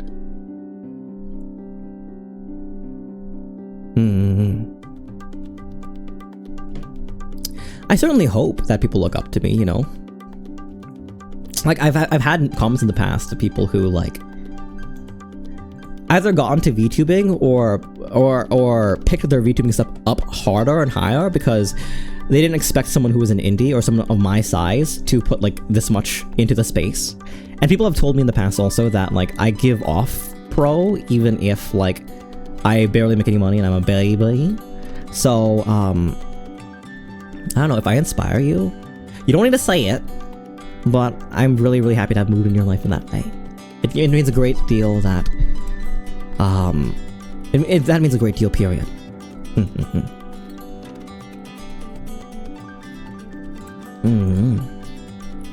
I guess we'll go from the panel to the Q&A. Does anyone have any questions they want to ask me or anything they want to poke at me with? I think I've run through the majority of like the just chatting, and oh, I'm so tired. So I need a volunteer. Because I also am gonna immediately jump into like such a massive ordeal of editing for a very time sensitive project after the stream. So no rest for the wicked. Nobody mourns the wicked. Did you visit any sites outside of con? No, I did not. Everything I did was con or con adjacent. I went to Boba Bar because they were doing a collaboration with Idlecore, and I had a really nice butterfly pea blueberry, sorry, a butterfly pea lemonade, which was very tasty and very pretty. I played the boba game with someone. It was very cute. But aside of that, and a Jack in the Box study buddy, I forgot to tell you, my biggest regret of going to California was not getting In and Out. My biggest regret, I was there for nearly 4 days, and not one of those meals were In and Out, and I'm mourning it, because when am I gonna have the opportunity to go back to California again? When am I gonna have the chance? I'm so upset. I haven't had an In-N-Out burger since like since before I hit 18. You're wrong. You're wrong, Null. Not or Jollibee. We have a Jollibee up here. There's a Jollibee in Jersey. It's just a 45-minute like and Queens. So it's just like a 45-minute it's a 45-minute like transit. 45 minutes to 2-hour transit to get Jollibee. Winchester House, interesting. Yeah, I hope you all know that before Jollibee was in California, it was in the Philippines, right? And Pinoys and Filipinos exist in the Northeast. It is still a new thing. I think we probably have the youngest Jollibees here than anywhere else in America. However, we do have them, so I'm able to enjoy an Aloha burger every now and then. And I'm heartbroken that I don't get In and Out. I want a double so bad. One question not related. I'm down for random questions as well. I don't know. I want to feel all the love and emotion. Oh, that's another thing I actually want to speak to it before I go into Orian's question. My quiet voice was heck. My voice is so quiet. My voice does not project or is not nearly loud enough. So it made my singing so terrible at the live karaoke that I did with a couple of buddies. It made it so hard to do anything. I live in In-N-Out, and I love In-N-Out as much as the next Californian, but people do hype them too much. I think that, like, I don't know, the crisp burger bun. I don't like the fries that much, but it's okay. I think it's so classic. I think so many burger places have gone so many burger places have gone so, like, not old, but so like avant-garde with what they try to do. They forget that, like, hey, just a burger with bacon, just a burger with lettuce and tomato with really good quality beef, and a little Thousand Island or mayo sauce. Incredible. Like, if you do a normal thing very, very, very well, people will always come back to you. If you stream at 11 a.m., do you have time to eat or do you skip a meal? I've been waking up recently at 5 a.m. This is the first time in July that I've woken up at 9, which is so, I'm so thankful for that. But, it generally, what I prepare for breakfast for streams at 11 a.m. is essentially a coffee. Coffee is the baseline generally for what I do in the morning. Occasionally, I will be able to make myself a nice toast, whether that be bacon toast or banana peanut butter toast or this or that or the other. So, and I definitely skip lunch unless I step away from it or somebody buys it for me. And I find that the streams where I do eat lunch are the streams where I'm able to, like, really push through. I do feel like basic bodily maintenance is an important part of stream that no one talks about. It is very good. You can tell it's fresh ingredients. I just feel like bad when visitors expect it to be life-changing. I felt the same way about Shake Shack. Having hosted some Californians to Shake Shack in the past when there wasn't a Shake Shack in the West Coast, I introduced it to them. They're very, very good, but they're also very, very expensive. Like, the thing is, Orleans, you don't understand how good the pricing is over there. A decent hamburger over here is no less than $9. Over there where you are, a double without accoutrement is $6. That is life-changing. That is life-changing, Orleans. To have a regular double hamburger for $4 and it be all fresh ingredients and be very, very delicious is life-changing for someone who lives in New York. And I miss it a great deal. Do you have a favorite moment in Offkai? Let me close my eyes and just, like, try to remember.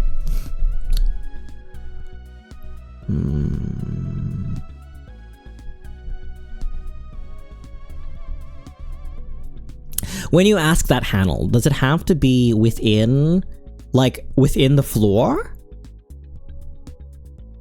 Or during my trip? Because I think those are different answers.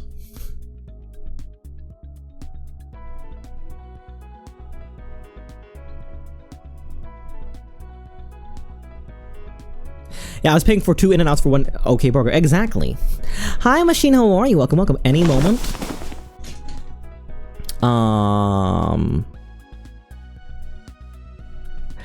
Okay, I don't think I have a favorite. I think I'm gonna spill like two or three anecdotes. This is so funny. These are people I barely know, but I greatly enjoy them during my presence with them. A VTuber's friends. One of them is a VTuber editor, and I think the other one is a VTuber, and one of them is just a bunny. I'm sorry you didn't enjoy singing as much as you hoped. I'm just not a great singer, and I sound good in like non-live stuff because it's not live. Like, especially singing in a register that is comfortable for me, is very, very hard. Like, in a register that's gender affirming, because while I was at karaoke, several people did Fly Me to the Moon. I was like, oh, so pretty. Fly me to the moon, right? But then I have to do that voice, and like, I put on a lot of work to be very, very pretty. And if I do that voice, people who don't know me will immediately think of me, if not non-binary, a queer man, and that stings. So I tend to avoid that as a person with dysphoria. But any moment, I think a standout moment for me on Sunday, aside of how great karaoke was really, really wonderful. I did Apatsu with Bruno Mars and Jenny, and people were like, oh, this is really fun. And then I was exhausted, I fell over. But that was really, really fun. I watched two creators go at it in a way that I was not expecting at all in terms of karaoke. They did Phantom of the Opera, and it was crazy. As a person who's watched the actual show, it was crazy the vocal control from both of those people. And again, made me feel like so out of my depth, because like we had proper operatic singing and a very strong, like, not bassy, but like a bassed voice doing He's Here, the Phantom of the Opera, right? It was really, really good, and that would stand out for me as well. If you let me, Sal, I could spin up a model for you and do some actual song crimes. Oh no! Yeah, I essentially got a private concert for a moment, but like a standout moment for me was actually on the drive to round 1. I was in a car with people I've never met before, but the common ground that we had is that they were League of Legends players. So they were doing the Loldle, which is like Wordle, but you're trying to guess like League of Legends characters based off of either a sound or based on like where their region is or what their role is and all that such. And we vibed. We vibed a great deal. Like I felt really welcome by these buddies, these acquaintances. I felt very, very welcome by them. And like when I said that, like, Sunday was a very lonely time because everyone had to do their own things. Everyone was like busy, and I also didn't have the social battery to entertain people. So I did accept a couple of moments to hang out for that. It was really refreshing to like get into a car with people I've never met, who was a friend of a mutual person, and leave it feeling, not necessarily that I was part of the group, but feeling that I deserved to be there, right? That was a very, very warm moment. That was a very, very warm moment. I do say, though, Eustace, I don't consent to a voice model being made of me. If you do not let me see it, ultimately, at the end of the day. Oh, Machine, we're talking about, I went to a VTuber convention during the weekend in California, and we're talking about just, like, random, like, chilly conversations and stuff like that. We're now in the just Q&A and just chatting now. But yeah, if I had a favorite moment in Offkai, it was probably one of my favorite moments in Offkai was that. Another moment that was really, really affirming was I had an incredible cosplayer help me put on like my false lashes and help me do my makeup. Like basically walk me through some of the baseline like makeup skills that I didn't really have as a kid or have growing up. So that was a really, really affirming moment, and I felt so like it was so warm on that Friday. In addition, we went to the Mint Phantom panel, and that was very, very nice as well. Saturday, I really liked the house party. The house party was really, really wonderful. I really liked Oshi Bar. I think a lot of people were expecting to like talk with like people with 80,000 and plus things, and just like basically network with them, and it wasn't that, because apparently there was an entire VIP section where people like Evanito and Midas were and all that such. But the bottom was still a party. So I just treated it like a party, and it was fun.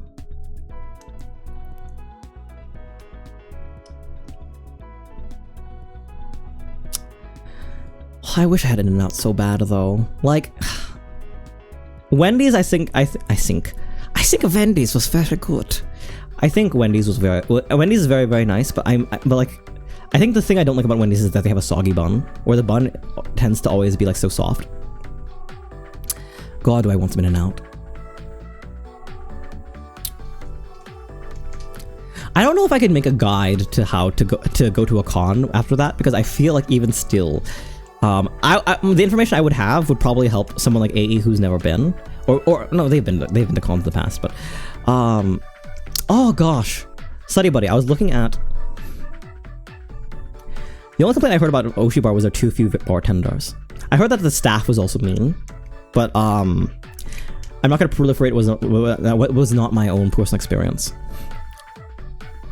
But yeah, the line curled around the venue for people who want the drinks.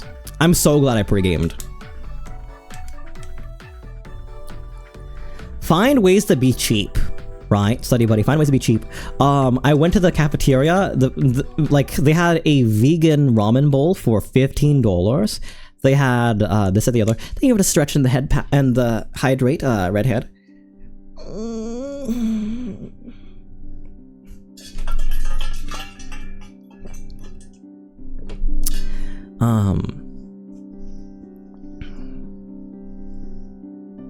Blink, blink, blink, blink. Hope you're having a good day or week. I just came back and we sort of recounted my entire Offkai adventure. I didn't use the restroom again, Study Buddy. I won't be as long this time. In fact, we're winding down from stream. I think we'll be ending stream in like the next hour or hour and a half. So, we're still gonna be on for live and for a while, so don't touch that dial. But I'm gonna step away to just allow people to come in as well. I'll be right back.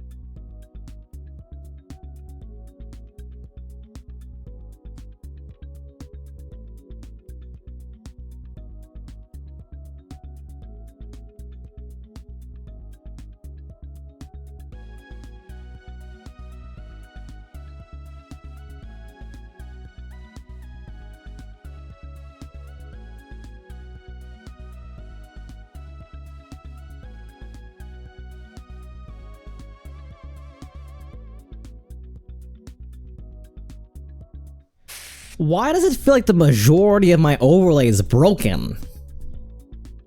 What the what? Alright, I have a lot of, what's the word? I have a lot of, oh, hi, Steph! Hi, Sepworth, how are you? Welcome, welcome, welcome, how have you been?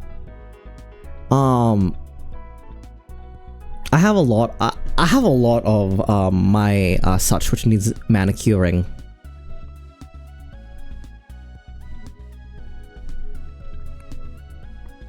I have a lot of stuff that needs like a little bit of repair and adjustment. Oh, obviously, sorry. Just to finish the question that Hanel had. Do I have a favorite moment? I think like the house party and Offkai Live were highlights of Saturday as well. That was very, very nice. Also, the KFAB panel was so good. I did not I didn't take notes because I thought it was going to be like, I thought it was going to be for entertainment more than anything, because I was going to take notes on the Shindigs one, and then I realized they're just spraying people in the face with water and killing their con inhabitants. So was like, yeah, I could skip notes for this one. And it turns out that was like one of the most like information-rich, valuable places I've been to. One of the most valuable like panels I went to, and I wish I'd taken more notes. I wish I'd taken more pictures. I started doing the kind of thing where you take a picture, where like you're at school and you take a picture of the slide. I started doing that. I hope they edited it down, because I saw them taking videos for everyone. I did see that, but even still. I have a lot of notifications all of a sudden. Let me see.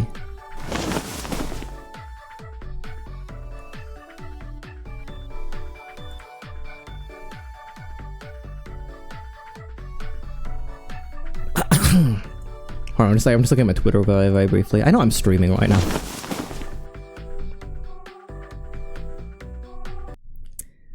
Silly. I do follow them, good.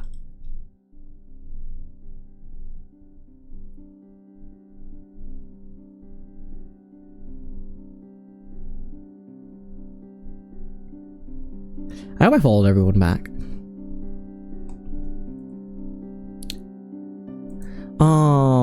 I'm in audio only right now, but I'm imagining a really cool venue. The venue was all right. It was a convention center, as it were. So like, it was a place to walk and sit around. However, we went to Oshi Bar that the first night, and it was kind of like an after party for It was an after party for like VTubers and VTuber fans and all that such. The venue was like like a science exhibit, like an aeronautics exhibit. You could go onto this chair, which let you sit in it, and it would be a jetpack. It would make a cushion of air underneath the chair, and you'd have to hit like targets using it. It was very, very, very cool.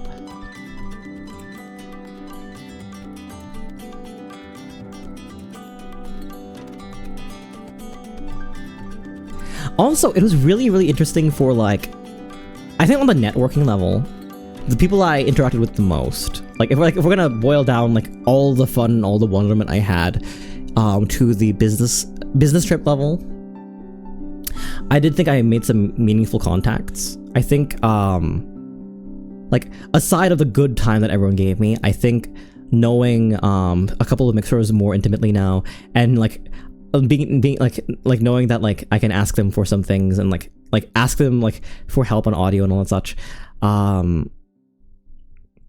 There's a person who kind of manages their own VTuber unit, and I really want to pick their brain for a little bit, right? I really, really want to. They're doing stuff that I want to be able to do in the future, and I want to be able to like hey, like how do you do this out of the other? Because clearly you've made this unit that is very, very wonderful, and I want to just like not even like ask you how to do stuff. Again, I'm not really into tutorials. I want to know like why you do this stuff. Like what's the headspace behind doing this? Like I think more important than knowing rote like what thing to accomplish. I think more interesting and more important than that is knowing why, so that if you're in a similar place, you can adjust accordingly. I mentioned this in the past, but we're in a generation of assemblers more than we are like people who are proficient in their spaces, right? We are people who can follow directions very, very well, but we are people who cannot troubleshoot. The troubleshooters are the real people who know how to do that stuff. Like the artists who flip their canvas, scream, and then know what to fix, versus me who uses a coloring book, or the people who can put words to why my song doesn't work. I think one of the few things that I am good at is like voice work, is like particularly like vocally affirming vocal work, that I can move people in different directions based on what I hear. But aside of troubleshooting like that, I'm not sure I have that much depth. Do you know what I mean? So like really knowing people who know what they're doing is what excites me about that. Like I didn't meet like I didn't make like personal connections with somebody who was like a super, super large and all that such, but what I did do was I found people of like mind. Like desire and excitement to make something new. However, they're in different skill sets. And I think that was very affirming as a creator. That, like, knowing that in certain aspects I could have something I could offer them, and that they can offer me stuff. You know? If only just their perspective and why they do stuff.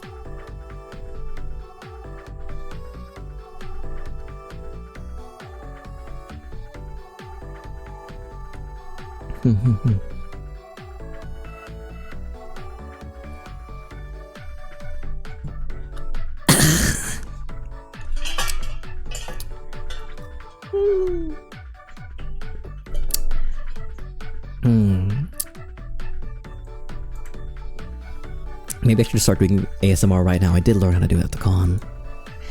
Well...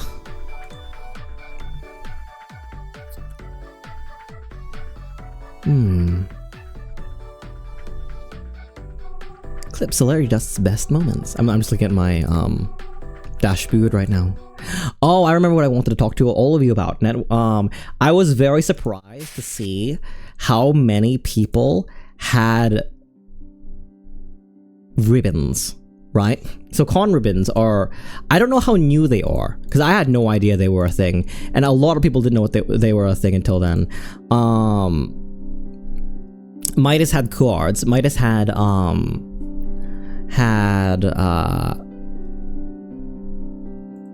Midas had business cards to give out and all that such.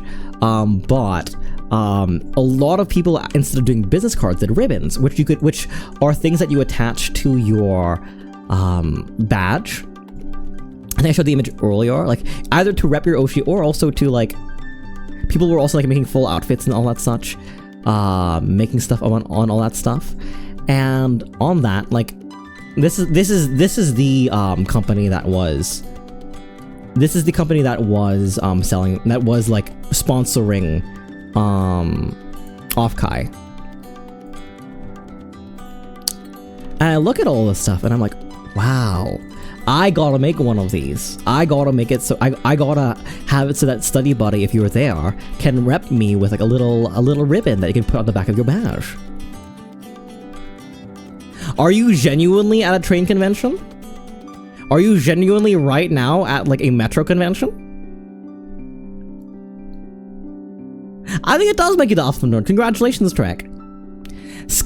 National and scale model train show. That's wonderful. I've seen ribbons before, but this is the first time I've seen people giving ribbons instead of booths. Chatting. Of booths and events.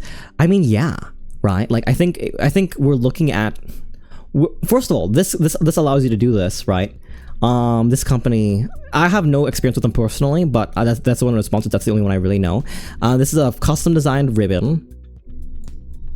To print 500 of them would be $130. To print 250 of them, it would be something like $70, based on like per unit, 0.35 times 250.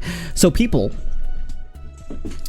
the people who I think were really, really clever and really, really smart, the people who were like really like, the people who were really like at the con, at Offkai, like looking to expand themselves, they put in the money and the work in. I sent a photo of mine, but I don't think it would be safe for your stream. You had one? Oh, or you had a badge with all of them. Yeah, there were some silly ones out there. No, because I like seeing people pass these around really affirmed to me that a lot of people are in it to win it, and it's really, really wonderful. I think that kind of dedication is something that I think people just think that they're gonna start streaming one day and they're gonna be massive, and some people even get scared of streaming because they don't want to blow up too fast. But as somebody who's been streaming for 3 years now, trying very, very hard, and as somebody who knows a couple of people who've been streaming very, very hard for the past couple of years now, the most successful people I know are AE and Midas, right? And I've seen how hard they work to get the littlest ground trying to expand, right? And they are such incredible people of like character and willpower, and also just very, very good at moving these things. Like these are those kinds of people. I'm pretty sure if they had known going into this that they should get ribbons, I'm pretty sure they would buy ribbons. I'm pretty sure they would. Might be an idea to like sell them as well, like after the con if I had any leftovers. You went to Offkai too? I did with Scopexo, I did. Though I was very much incognito the entire time. I was lurking the entire time. Aside of very, very specific events, I kind of had my badge turned the entire time because I didn't want to be recognized or anything. What was I gonna say? No, but this like affirms to me. Oh no, Trek! I'm sorry. You're doing badge give outs. Good luck. All right. Choo choo. Like this is something that I think if I went to Offkai, I would want to do again next year, or do this again this year. It's something with my like. The college was causality welcomes you, celerity dust on Twitch TV, etc. Or something like. I think it'd be. I think it. Like when did Midas asked me after like we were like out of con, like, yeah, have you seen all those ribbons? When did that become the new business card? I might as well. I got jump scared and panic attacks from all the VTubers I happened to meet and run into. No, but like when did this happen? Apparently sometime in the last year. So like next year I'm fully expecting to like come out with these ribbons, which are biodegradable.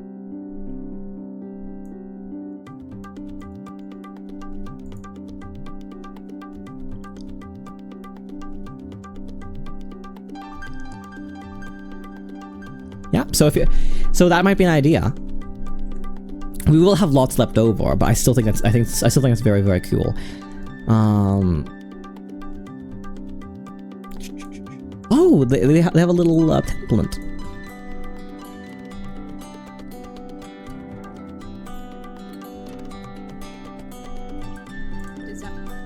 I'm sorry, I'm just intrigued by this. No, yeah, so like that, like. I guess like that's something I would want to prepare more next time, as well as business cards. There are these tables just stock full of business cards. Some of them were really, really cute and good. Some of them were really, really interesting.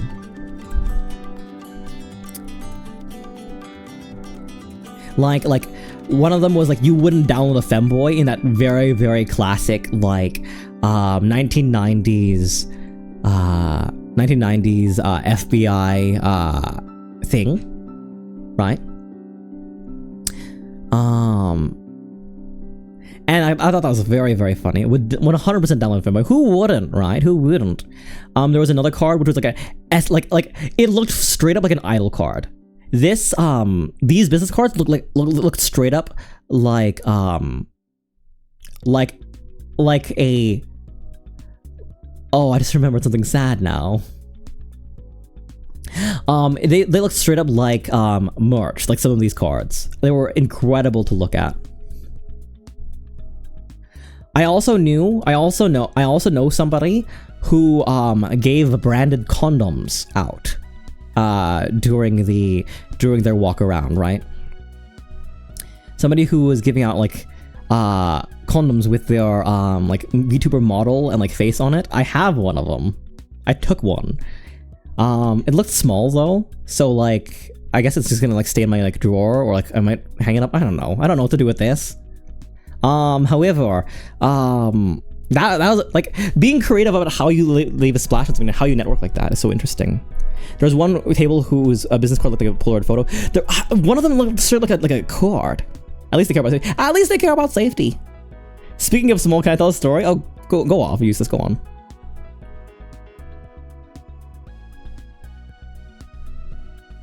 Ah yes, my VTuber branded condom. I mean, like, I think they're a kind of a lewdtuber as well, right? They're kind of like a offbeat lewdtuber. So I think it makes sense that like that would be something that they do, and it's really like big value. Honestly, like, I know it was like weird champ, but I think that's like actually like one of the most memorable pieces of thing. Some people like had a special like cut for their business cards. Some people had this, that, or the other. Some people had like foil. I don't think I'm gonna forget the business card condom and where it came from. Okay, was really surprising. I was surprised by how many connections I made. Me too, Risco. Like, I think I left with having such a fun time and a drained emotional battery, but I think that I was really pleasantly surprised by like how many people would give you the time of day and back, and vice versa, right?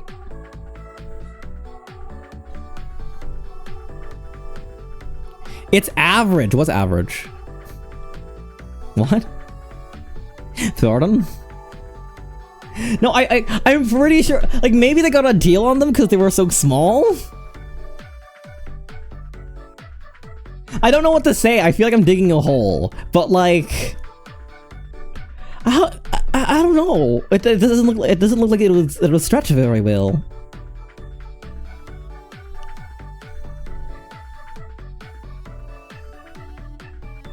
I also heard that Offkai attendees in comparison were very respectable cosplays. I think so as well. People tend to be very good about that. Only one way to find out. I'm not opening it. I am not opening it because I don't want to, because like, that's not the kind of thing you open, you know? Like, it's a business card. Why would you, oh, actually, to be honest, if there was like a, first of all, I have a, actually, I did have something I was going to open on stream. Today was supposed to be a hand cam, but the air conditioning is broken in the college, so I can't wear more than one layer. It's very, very terrible and hot right now. That might be why I'm wilting right now. But I have some cards. I have 2 packs of Offkai, like, gacha cards that I needed to open, but I haven't yet. That'll get us for safety, and that's number 1. I'm just like wondering if like there was like an Offkai swingers party, right? It is really hot right now, Critical. It's crazy, and like with the air conditioning be as it may, like it's very, very hard. Would you rather be hot or cold? Definitely cold. You can put on layers for that, and even if you couldn't, at some point, like you just lose sensation. Heat just hurts. Yes or no, or in and out. I want to in and out right now.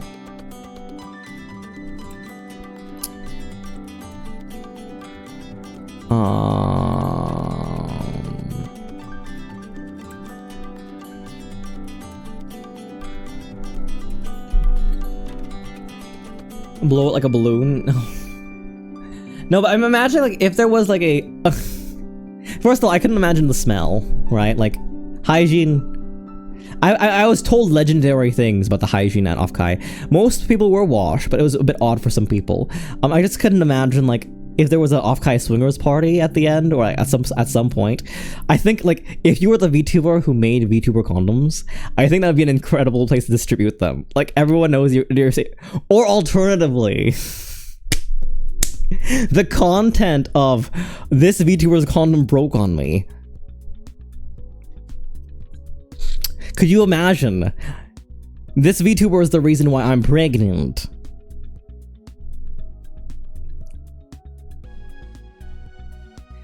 I went to the store with my wife the other day and bought cucumbers. The cashier asked us, "Those are the short ones. Where did you find those?" I thought we were out of them. My wife said not everyone likes the large ones. Large ones, and then quietly said that's what she said. The cashier, at least in her 60s, went the small ones are more hardworking, right? To my very pregnant wife. Were you there as well? Because I could see why, like, the cheekiness could have been like read that way. Goodness gracious.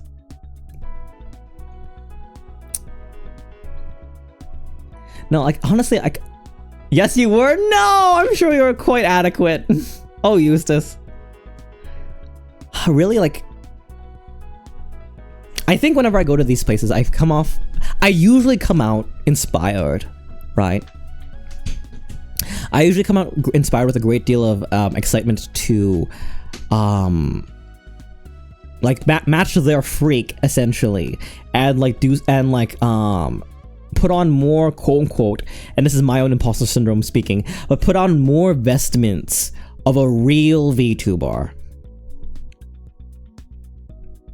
This is the first time I went to a con and got inspired. I'm glad you did, Risco. I'm glad that you felt that. You know, I'm glad you felt that in your heart.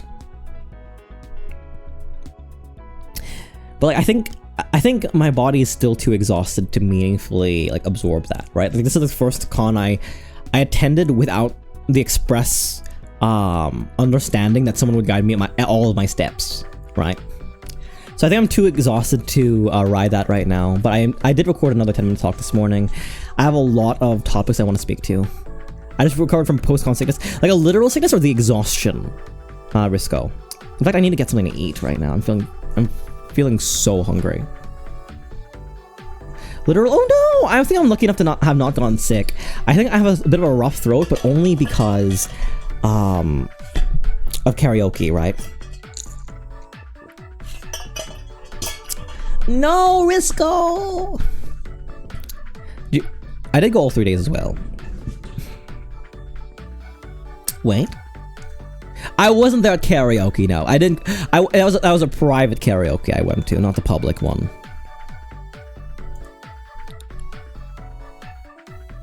Oh, but I certainly want to,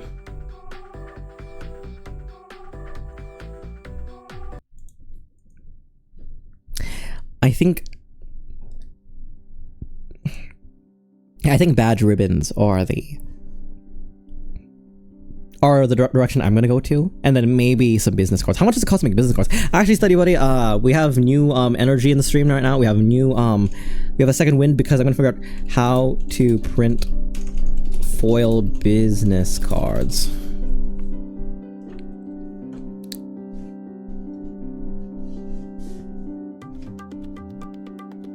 Like, where do you get them done? Wowee, energy!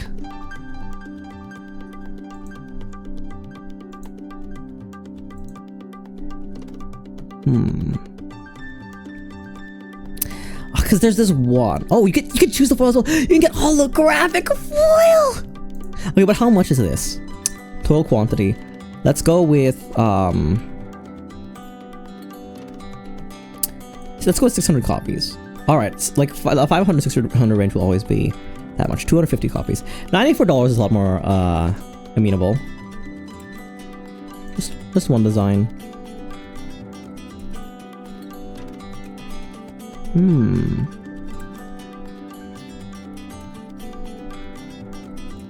Does the color change? Okay, so gold. So all these except for oh,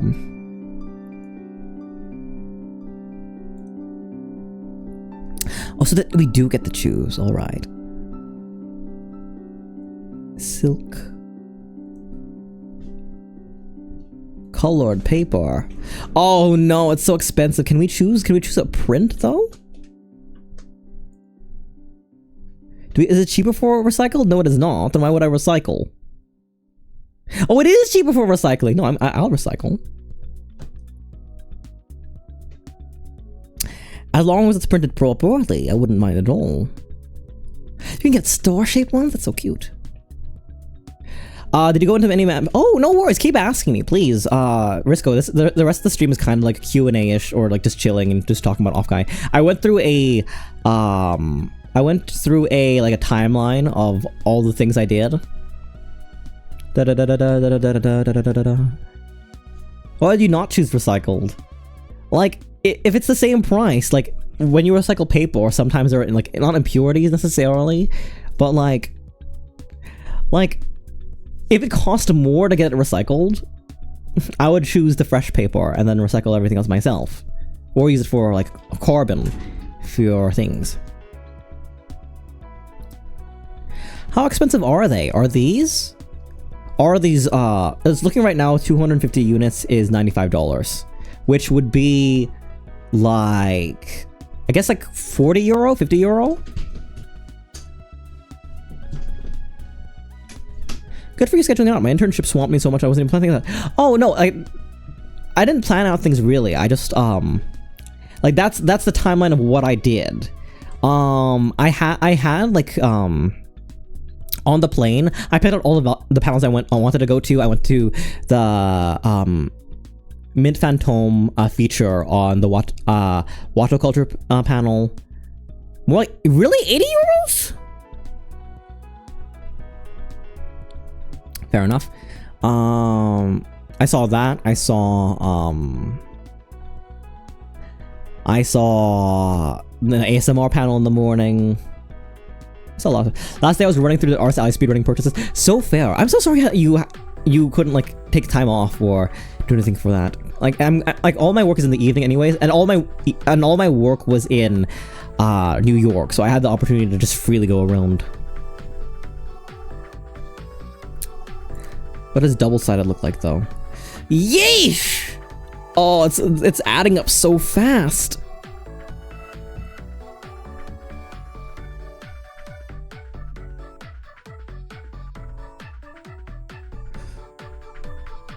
And then you have to account for shipping as well.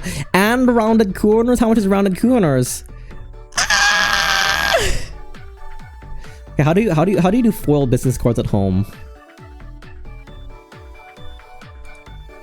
Like where do you go? Like what print shops around you? People spend real money. Okay, here's what I wanted to talk about. Here's what I remembered now.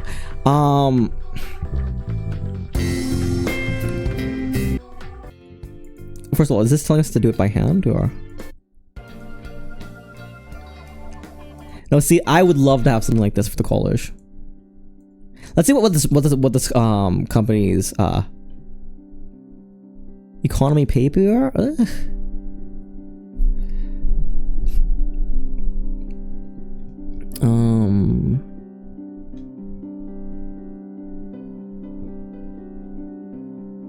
Sorry, study buddy. Now I'm clear plastic cords, frosty plastic cords. Ah, they're so cool. Ah, that's too much money. Ah. The place I checked has foil ones too. Well, without like doxing myself, I can't find local ones. I think I have to go to New York to find them.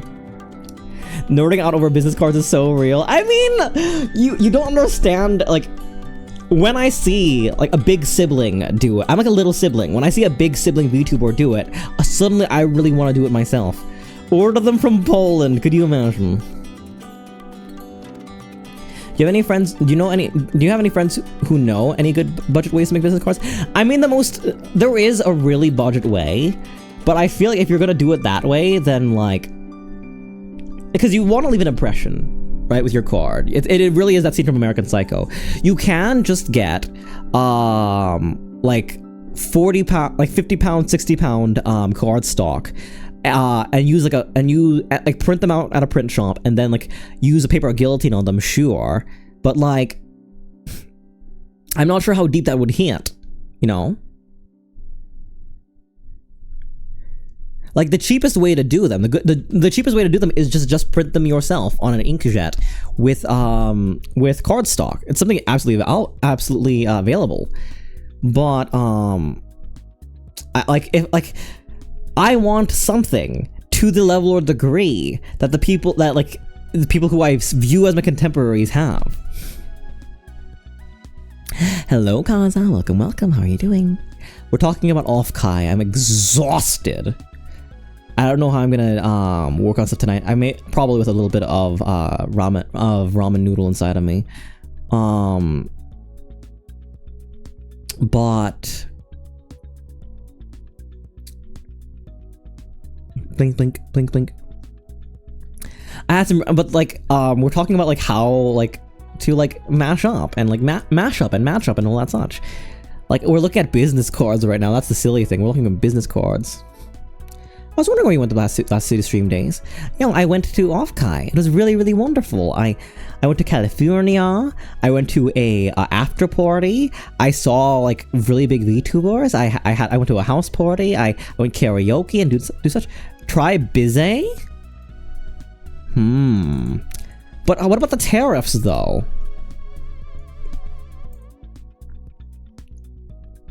500 for 16. That's really good. And stickers. Viewers abandonment, that's what happened. No, I told you. I told you all where I was going. I put it up as vacation days.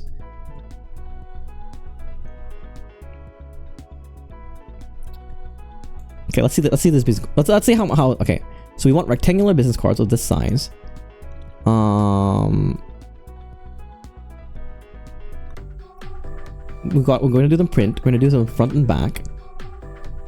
Where's the foil material? Is there? Let me see. If they have like different, if they have a section for foil business cards, because I wanna. Next time, if I ever go to Offkai again, because again, I mentioned that my next Offkai adventure might be tentative because of just how much it exhausted me and how much I didn't feel like a person afterwards and how much my anxiety just completely peaked so often. I hope nobody saw it, but I'm pretty sure a couple of people saw just how bad I was.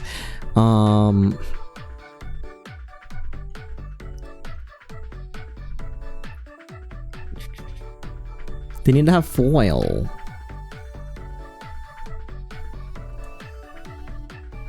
Oh, here. Aqua foil. Here we are. It's still $115 for 500 units, though. This is probably the closest to where I'd want to go. Pearl? Oh, are these like different? What's the word for it? Are there cheaper ones? What does Pearl mean? Raised foil.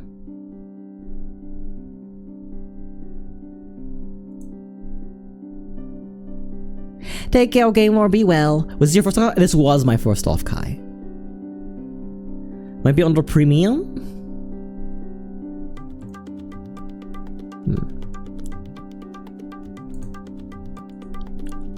Alright, so what I want is... Oh, here... No, you're absolutely right.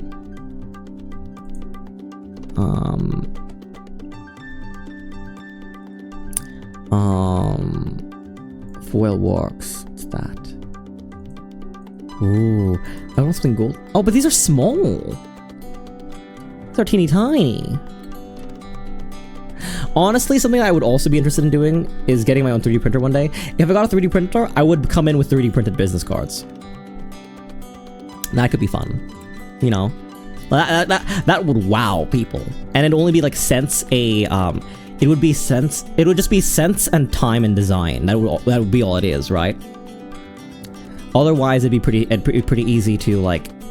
But I guess everything's easier if you do it yourself. I don't know. Maybe 2025 is the year I get a 3D printer, because it would have been helpful for so many cases for me to have one. But yeah, so we were talking Kaza about me wanting to get these like little cute ribbons, because so many people had really cute ribbons with them as well.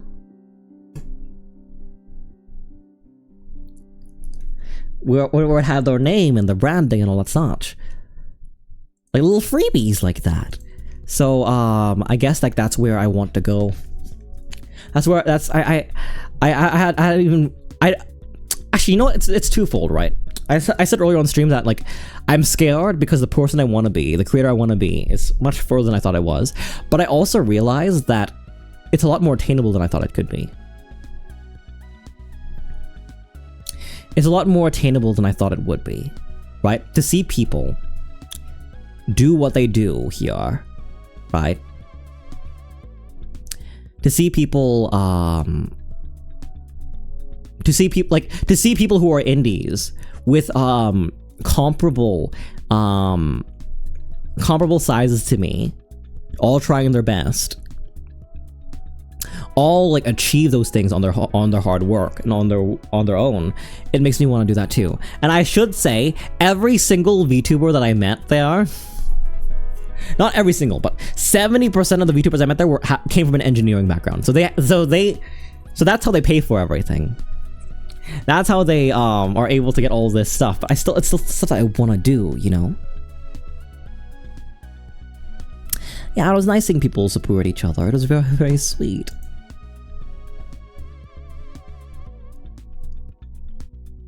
I'm looking at myself.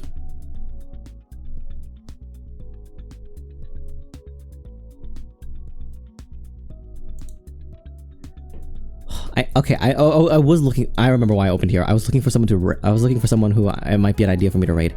Narcissus, is that you? I like just look at myself in the mirror. I mean, you could tell that was from like not yesterday. You could tell that was from like a while ago. Who should we throw it up to? If I see anyone I met at Offkai streaming right now, I'll immediately send it over to them. I saw Rin Penrose, but I don't think it counts necessarily because it's on a panel.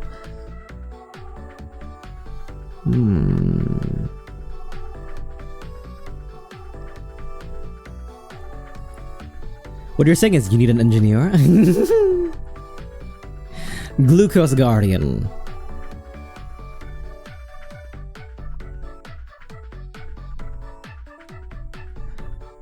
I want to get a partner in 5 years. I think that's my goal.